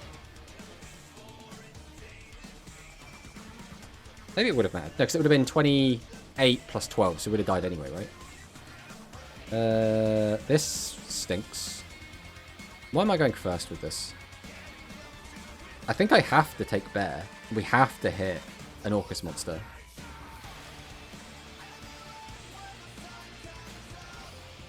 We have to gamble here. No, you take 16 plus 13. Oh, because it's half. I keep thinking it's the attack of the monster. But it's not half the attack of the monster. DD Crow. That's just game. We can't beat that. See, this is why I don't like the current meta. Everyone's playing DD Crow to deal with, like, zombies and shit. But DD Crow, like, cripples me. Like, it actually cripples. It takes out my extender and also shuts down my fusion. Which is, like, so bad. And obviously the Orcus stuff doesn't like it either. Let's not forget about that. But I can't beat Crow. Ooh, okay, this might be a good one to end on. The old Speedroid. We're going first again. And once again, we've gone against 3 people in a row that have been taking wins off of us to go up ranks. Oh, come on. What is this? What is this? This is such a bad hand. I think we have to set pass and hope that we don't die to Speedroid.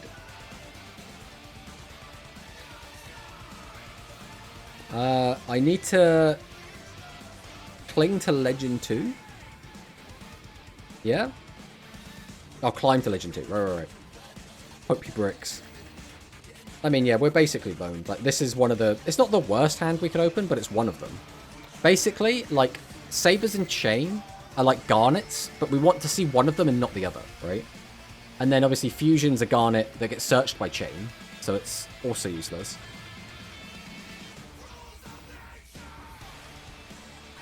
Hey, finally managed to catch a stream again. Hello, Corono. Welcome, welcome. It's been a while.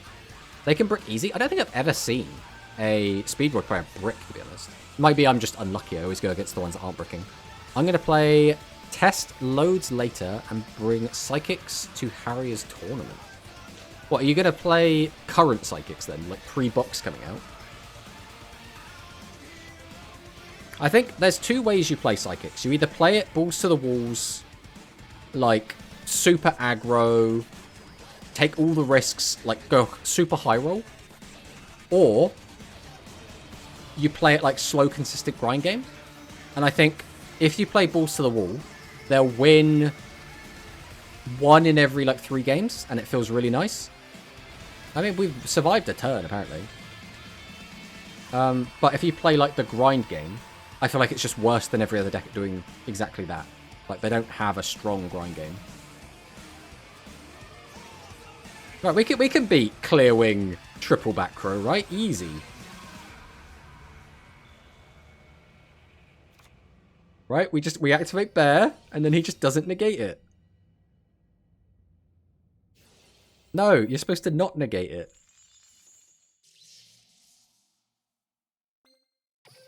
Alright, now we just activate Sabers. I guess we don't need Chain.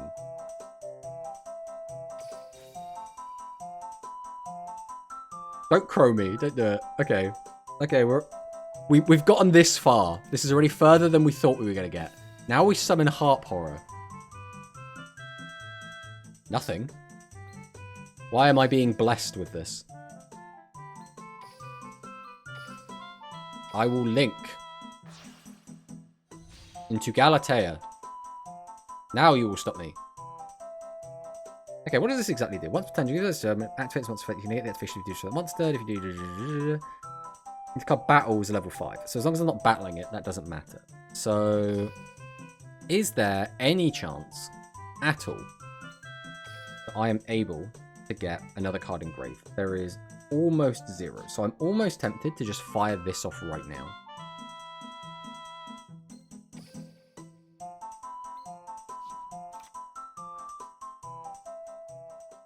Alright, let's drop Frightful Fusion. Let's go.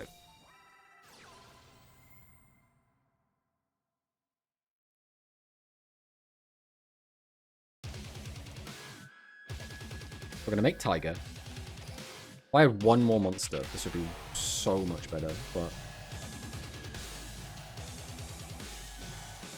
Use the effect of Tiger. I think we always target this, as awkward as it is.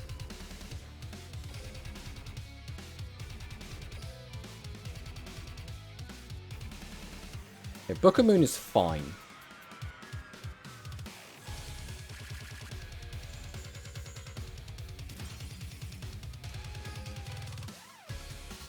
Now we go Hop. And get out Nightmare.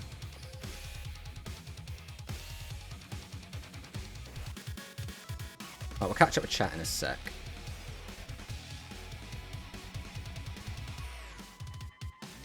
Do I just use this now? I don't think I do. I'll have to put that back. No, I think we go for this next. We'll go 1. We'll go 2. Summon out Decode.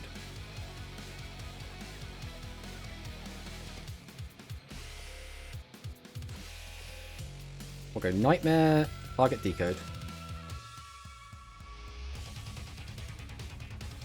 We send Symbol Skeleton.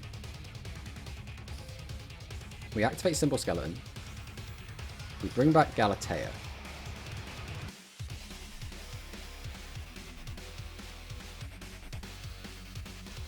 We activate Galatea. We put back Nightmare.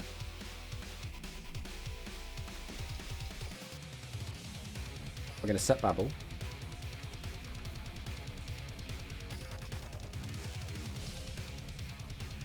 We'll go Ding.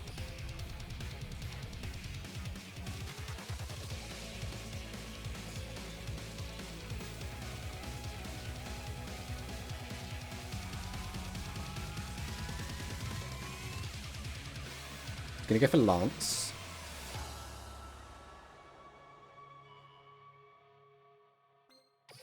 We'll go for a Negate.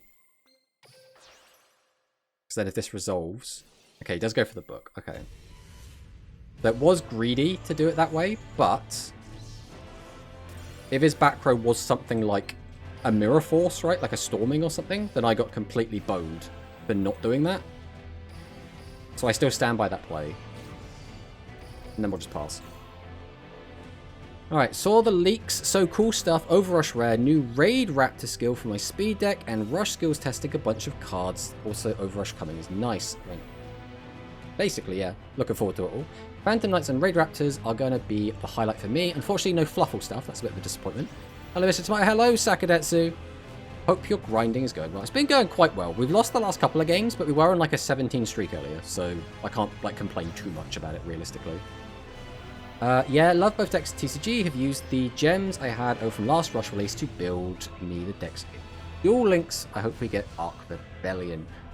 We might get Arc Rebellion, right? Like, that's not off the table. I've been cooking a Psychic list for a while, but never felt the urge to bring it. All the Psychic hate has given me reason to represent. I mean, yeah. I think it's more like it's Psychic apathy more than anything else, right? Like, people don't hate Psychic. People want Psychic to be good and are disappointed in it. Also hoping for Raiders Night and maybe a new big Xyz for Raid Raptors. My brain autocorrected that to Royal Rebels. I'm like, Royal Rebel Xyz? Wait a minute. I doubt we get the link. ODEF Raiders Night and PK Magic launch. Yeah, it's weird, no Fluffal support. Which, I mean, there still might be Fluffal support, right? We haven't seen the box yet. It's just not looking super great, right? How good is the new Archive Pendulum skill? I don't think it looks particularly good myself, but I don't think so. But I can see Raiders Night Xyz and some new good Xyz. I mean, again, fingers crossed we get some good Xyz.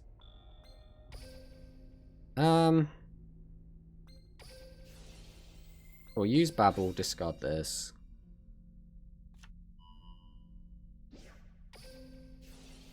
Toy Vendor.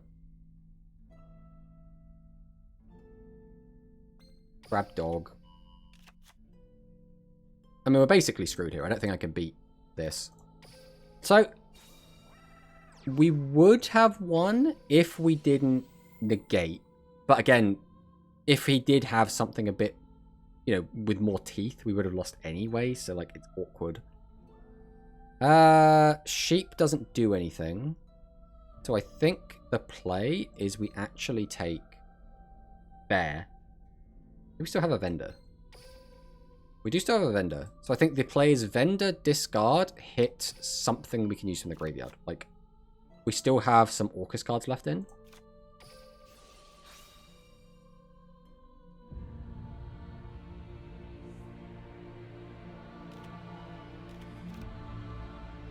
Flip this up.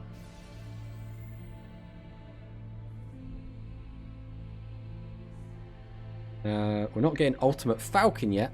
Should be later on. I mean, that would make sense, right? I don't think we're quite ready for Ultimate Falcon. I think Arsenal Falcon is likely. Okay, there is a good card. That's what we all want. So now we'll go World Wand. We'll grab back Skeleton. Hey, thanks for the follow, Jimmy. That's what we're going to go with. Now I'll go Brute.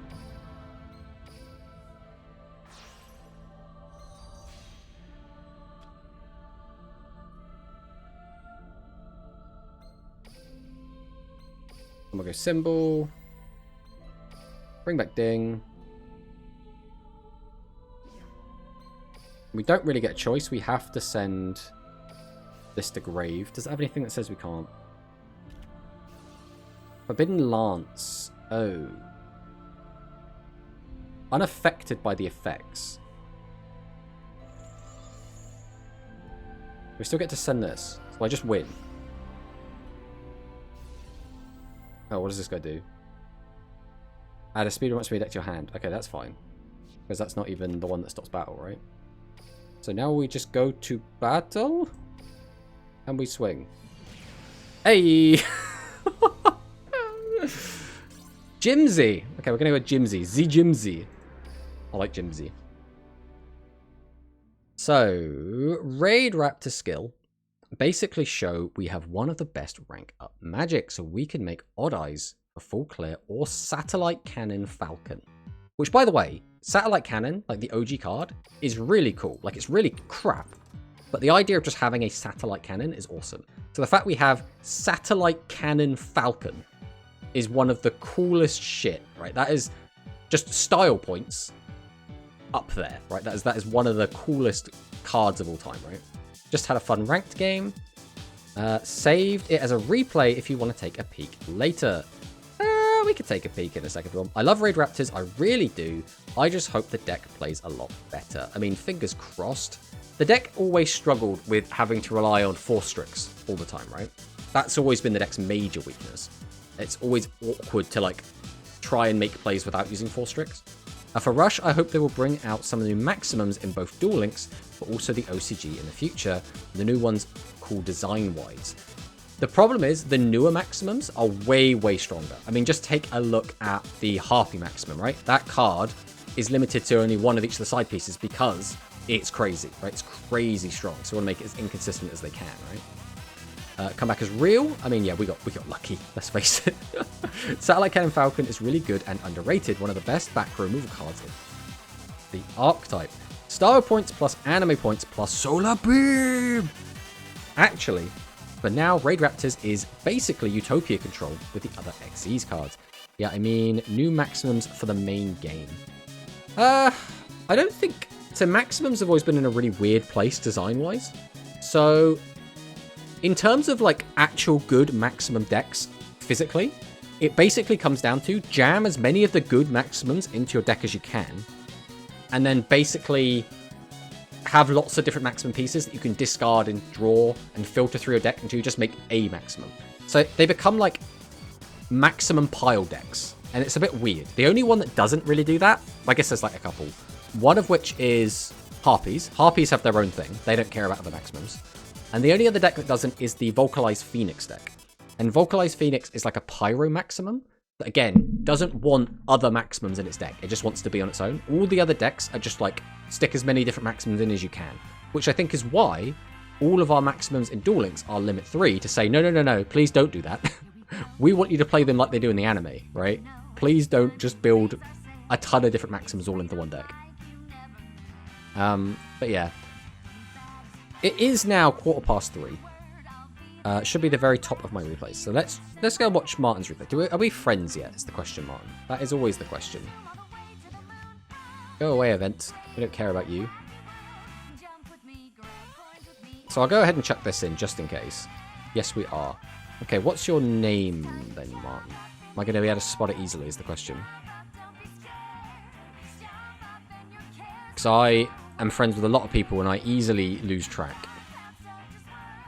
I wish my memory was better than it is. Just Martin. Perfect. Perfect. There it is. So easy to find. Right, the top one, right? Should be the very top of my replays. Let's go. Definitely wish we get more extra deck slots. I mean, a lot of people, I think, are definitely on that boat at the moment. Also, we are still missing the most fluffy, I mean broken of them all. Great Magical Sheep Girl, Meeg-chan, Max. Oh, one of these days when we get that. Beasts need something. Beasts are in struggle street. Right, we need something. The Beast engine is the most the Beasts have ever done in Rush. Right, Battle Chronicle from Just Martin. Lunar Light Alleviation. So usually we're on the opposite side. Usually we're watching Lunar Light replays play against Blue Eyes. But today we get to inverse the theory. Well, Blue Eyes White Dragon comes out. Blue Eyes White Dragon just attacks over the Kaleido Chick, triggering the Reincarnation Dance and adds the Tiger back to hand. We're just going to play one in defense mode. Blue Eyes is going to attack over the Yellow Martin in defense mode. We're going to activate Lunalight Tiger, which means we probably have a fusion play coming up. We're going to return to hand and bring back just Yellow Martin in defense. This is very depressing from this Lunalight player. No Xyz plays, no fusion plays. Lunalight Fusion does finally come down. We'll be combining 3 of our Lunalights together into Saber Dancer. 4,700 attack is huge. It's now going to go back down to 45 as we bring back Kaleido Chick into Mirror Force. Unfortunately, it cannot be targeted, but it still can be destroyed by card effects. Yellow Martin effect, Crimson Fox effect. Yellow Martin gets negated. We gain the 1,000. Kaleido Chick also gets negated. So this is not looking very good for our Lunalight player. Monster Reborn is going to bring back... We're going to overlay into what? What's this going to be? The Bujin? Oh, make it Tiger King. Okay, Tiger King makes sense. Use Yellow Martin effect, bring that back, and then we're just going to attack. Oh, these are like half combos. Like, I'm expecting more, and then it just stops. Right, here we go. We have the Blue Eyes Ultimate Dragon, which has been hard fusion summoned. We don't see this very often. So attack him with that. Down to 1,300 life points. Purple Butterfly effect is going to special out. Then we're going to use Rabbit effect. Return the back row to hand. And then pass? What? Why? What is going on in this game? And there it is. Get over with the 45 over the 9. There's just Martin's win. I have a cool replay to watch as well. Now, I'm pretty sure we're not friends on here, Sakadetsu, so I will go ahead and chuck my friend code. And then I'm going to have to delete a friend, I think, because I think I have too many friends right now. I'll chuck that in there. Then I will go and see who is up on the chocking block. Red Enemy's 22 hours. We can't get rid of that. We'll get rid of Goldo. Goldo hasn't been on 51 days. Thanks for breaking like that. Royal Blue's been 14 days. I think we're going to get rid of Royal Blue. Royal Blue's been on my friends list for like 10 years. But like, if he's not playing, we got to make room. We got to make room. That's just how things go. 25 days for Arc the V. Range, I don't remember what range up is. 45 days ago. Why is everyone quitting Duel Links? Stop it, guys. Look at that. It's the Sakadetsu. How was I allowed to play the Ultimate Dragon the hard way with such a good feeling? I mean, yeah. Oh, yeah. I have a person who has not played for over 2,200 days. I still keep him. Which replay did you want, Sakadetsu? Anyway, the meta has been best it has been. Are we talking about speed? Because, like, I think a lot of people don't like zombies and blue eyes. They are very overrepresented, but... I have a cool replay against Grand Harrier. Ooh, okay, okay. two celebrities clash. Let's see. Now, since Sakadetsu has saved this, I'm going to assume Sakadetsu is the victor here. Let's see what happens. Okay, that is all. Yeah, I mean, no matter what, every meta, there is going to be decks people don't like. There is no such thing as a perfect meta, right? Every single time, there will be something that is garbage. That's just how it goes.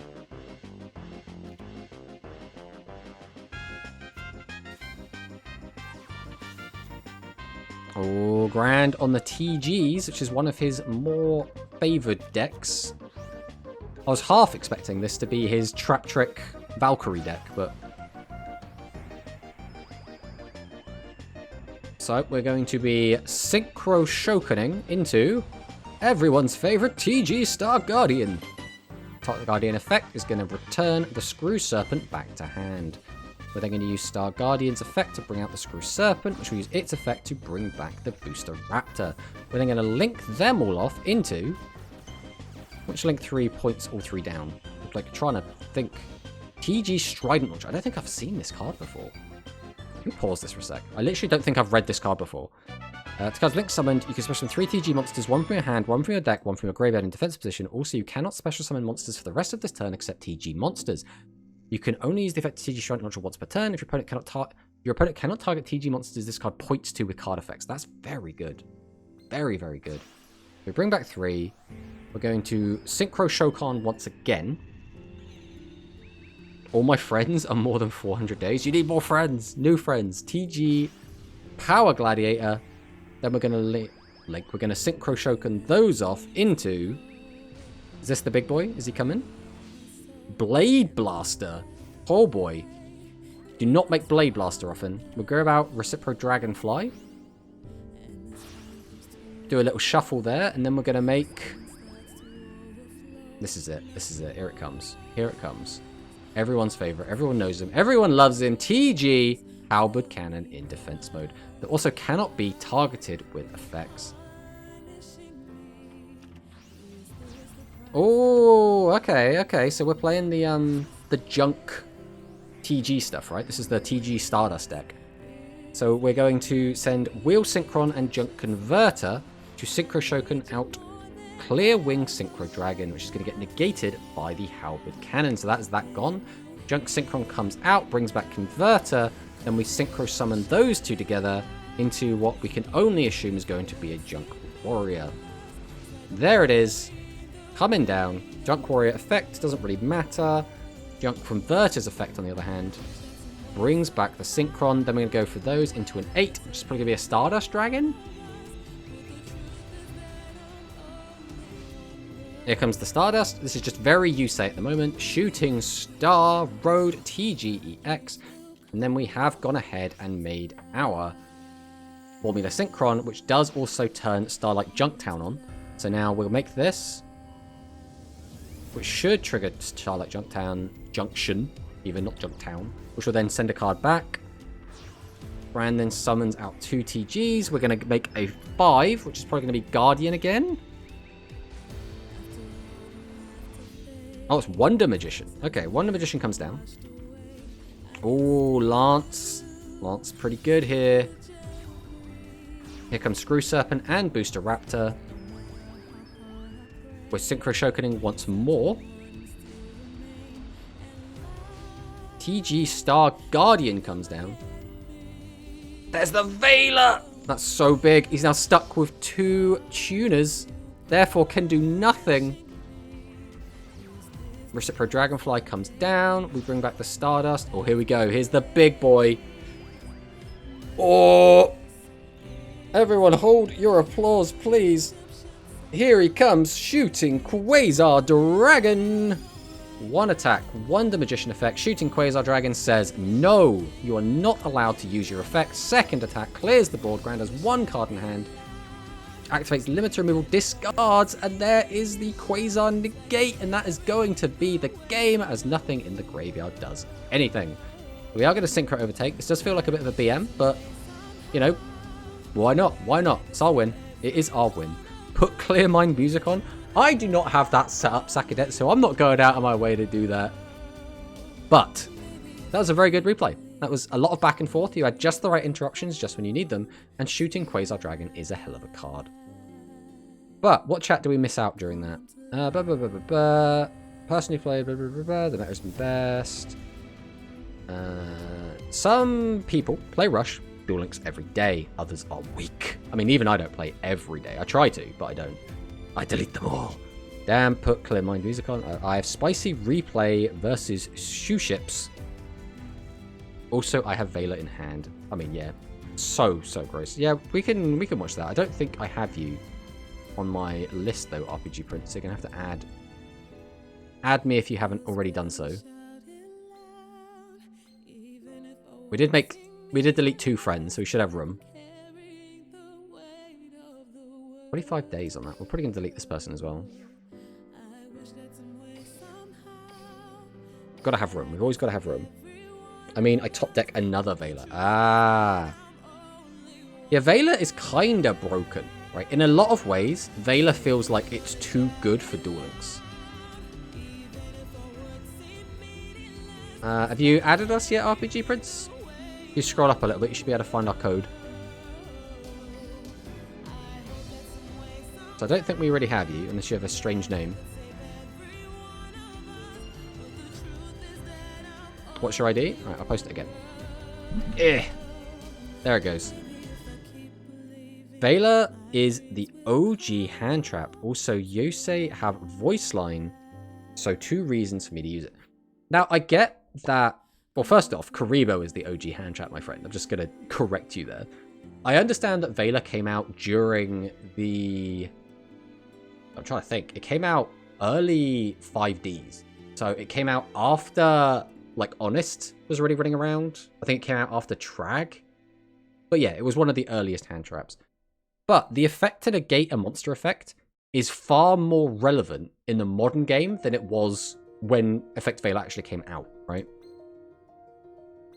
So that's kind of where it feels a bit off. It feels like it was before its time, right? It's like Compulsory Evacuation Device. When Compulsory Evacuation Device came out, it was actually a bit mid, because it was like, oh, I get rid of the monster, but then you just play it again next turn. The game was slow enough that you're not going to get OTK'd most of the time. But as soon as people started Synchro Summoning and Xyzing and doing all of this left and right, suddenly, Compulsory Evacuation Device, one of the best cards in the game. Because it just says, no, just go away. So, it's a weird how that kind of works out, you know? Alright, let's check out RPG Prince's replay. So, which replay are we watching? Looks like we got a lot in here. Hey, it's Brad's HD. I don't recognize anyone else in it. The same as Old Man Solemn. Solemn was always the difference is, I think, Solemn Judgment was always a good card. People just slept on it because they were afraid of paying 4,000 life points. The very first one. Okay. Let's watch and see. So we're going to have RPG Prince on the top. A Shizu. Ugh. Ugh. Is that going to be Sealed Tombs? Ugh. We're on a 2-win streak.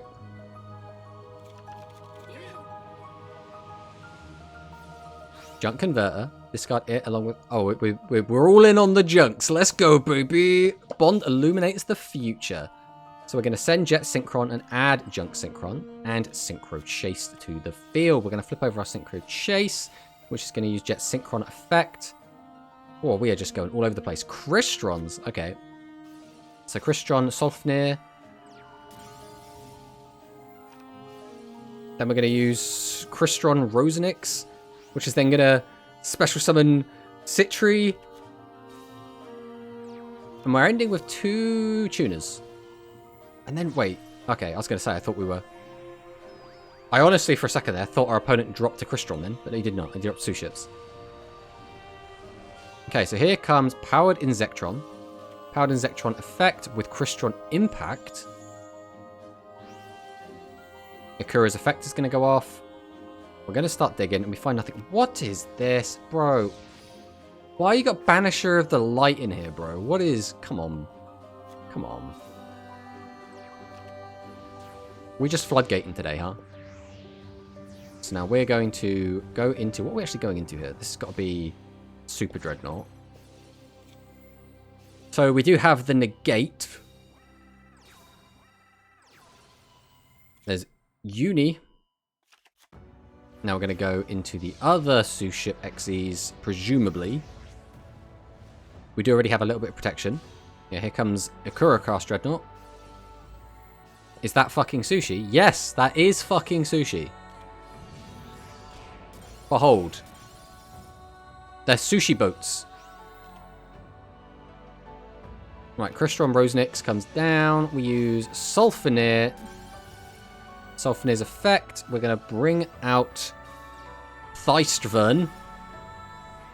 Then we're going to send Crystron Quan and our token to make the one, the only Formula Synchron. Synchro Chase and Formula Synchron effect. Synchro Chase gets negated, or is already negated, I suppose. Forbidden Chalice. We'll wait for the ads. We can't keep watching during the ads. We'll wait for the ads to go away.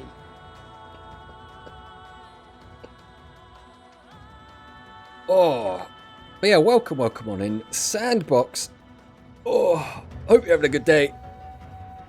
Oh.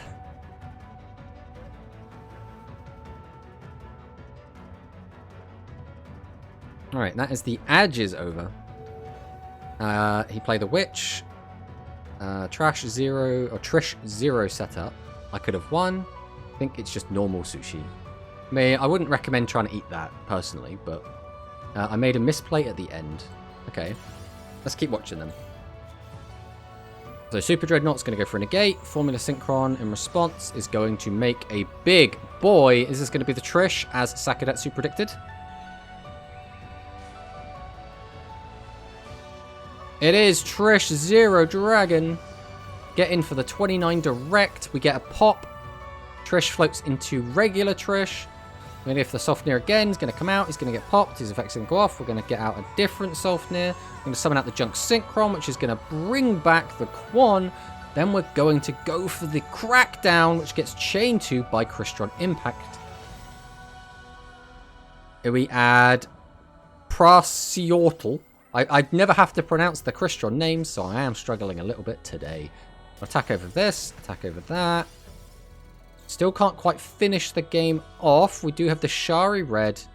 We do reveal everyone's favorite Shari. There's Ikaruga. Or Ikura. And here we go again. Overlaying to Xyz's summon. Dark Rebellion Xyz Dragon. Okay, so we can use this effect. Halve the Trish. Gain its attack. And attack over. So yeah. Unfortunately, RPG Prince didn't manage to win the game. But still pretty good nonetheless. I cleared his field. That was the misplay. Yeah, unfortunately, that's always the way it goes, right? You always see the mistake, like, just after it's all landed. And it always just create these, like, weird states, right? But on that note, I think it is time for us to call it a day. We have had quite a good day, I think, right? We did kind of scrub out in a tournament, which was a little bit disappointing. We also did manage to climb all the way into Plat, which is pretty good. We did have a like 17 win streak earlier, which also did pretty good. And we did go over a lot of the leaks. Now, we will be back again on Tuesday. So hopefully, y'all will be back on Tuesday, same time, where we'll probably be playing more Speed. I would think Speed's probably. Thank you for the follow. CR Charada. But thank you all so much for being here, and I'll see you next time.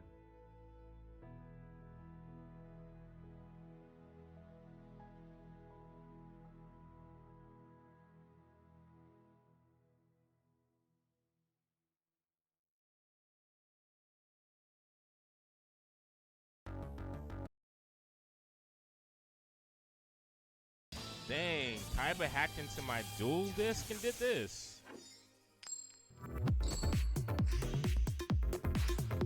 Like, this guy hacked into my dual disk. It's time to duel! You're the closest. closest I've ever had to a worthy We just got a raid. Duel. My turn. Join I may have to restart my stream though, unironically though. Tomatosaurus, thank you so much for the raid. I end my turn. Let me know how you found out about me. This is something I'm trying out today, Duel Links. I'm more of a Master Duel player. I draw a card. I don't even know where my model went. Like, I don't know what happened. Like, it's like it crashed but didn't crash. But I may have to restart the stream though, probably. We raiding, give us your cookies. We don't have any cookies here, but I think we do have like some treats on the channel. Just have to find them.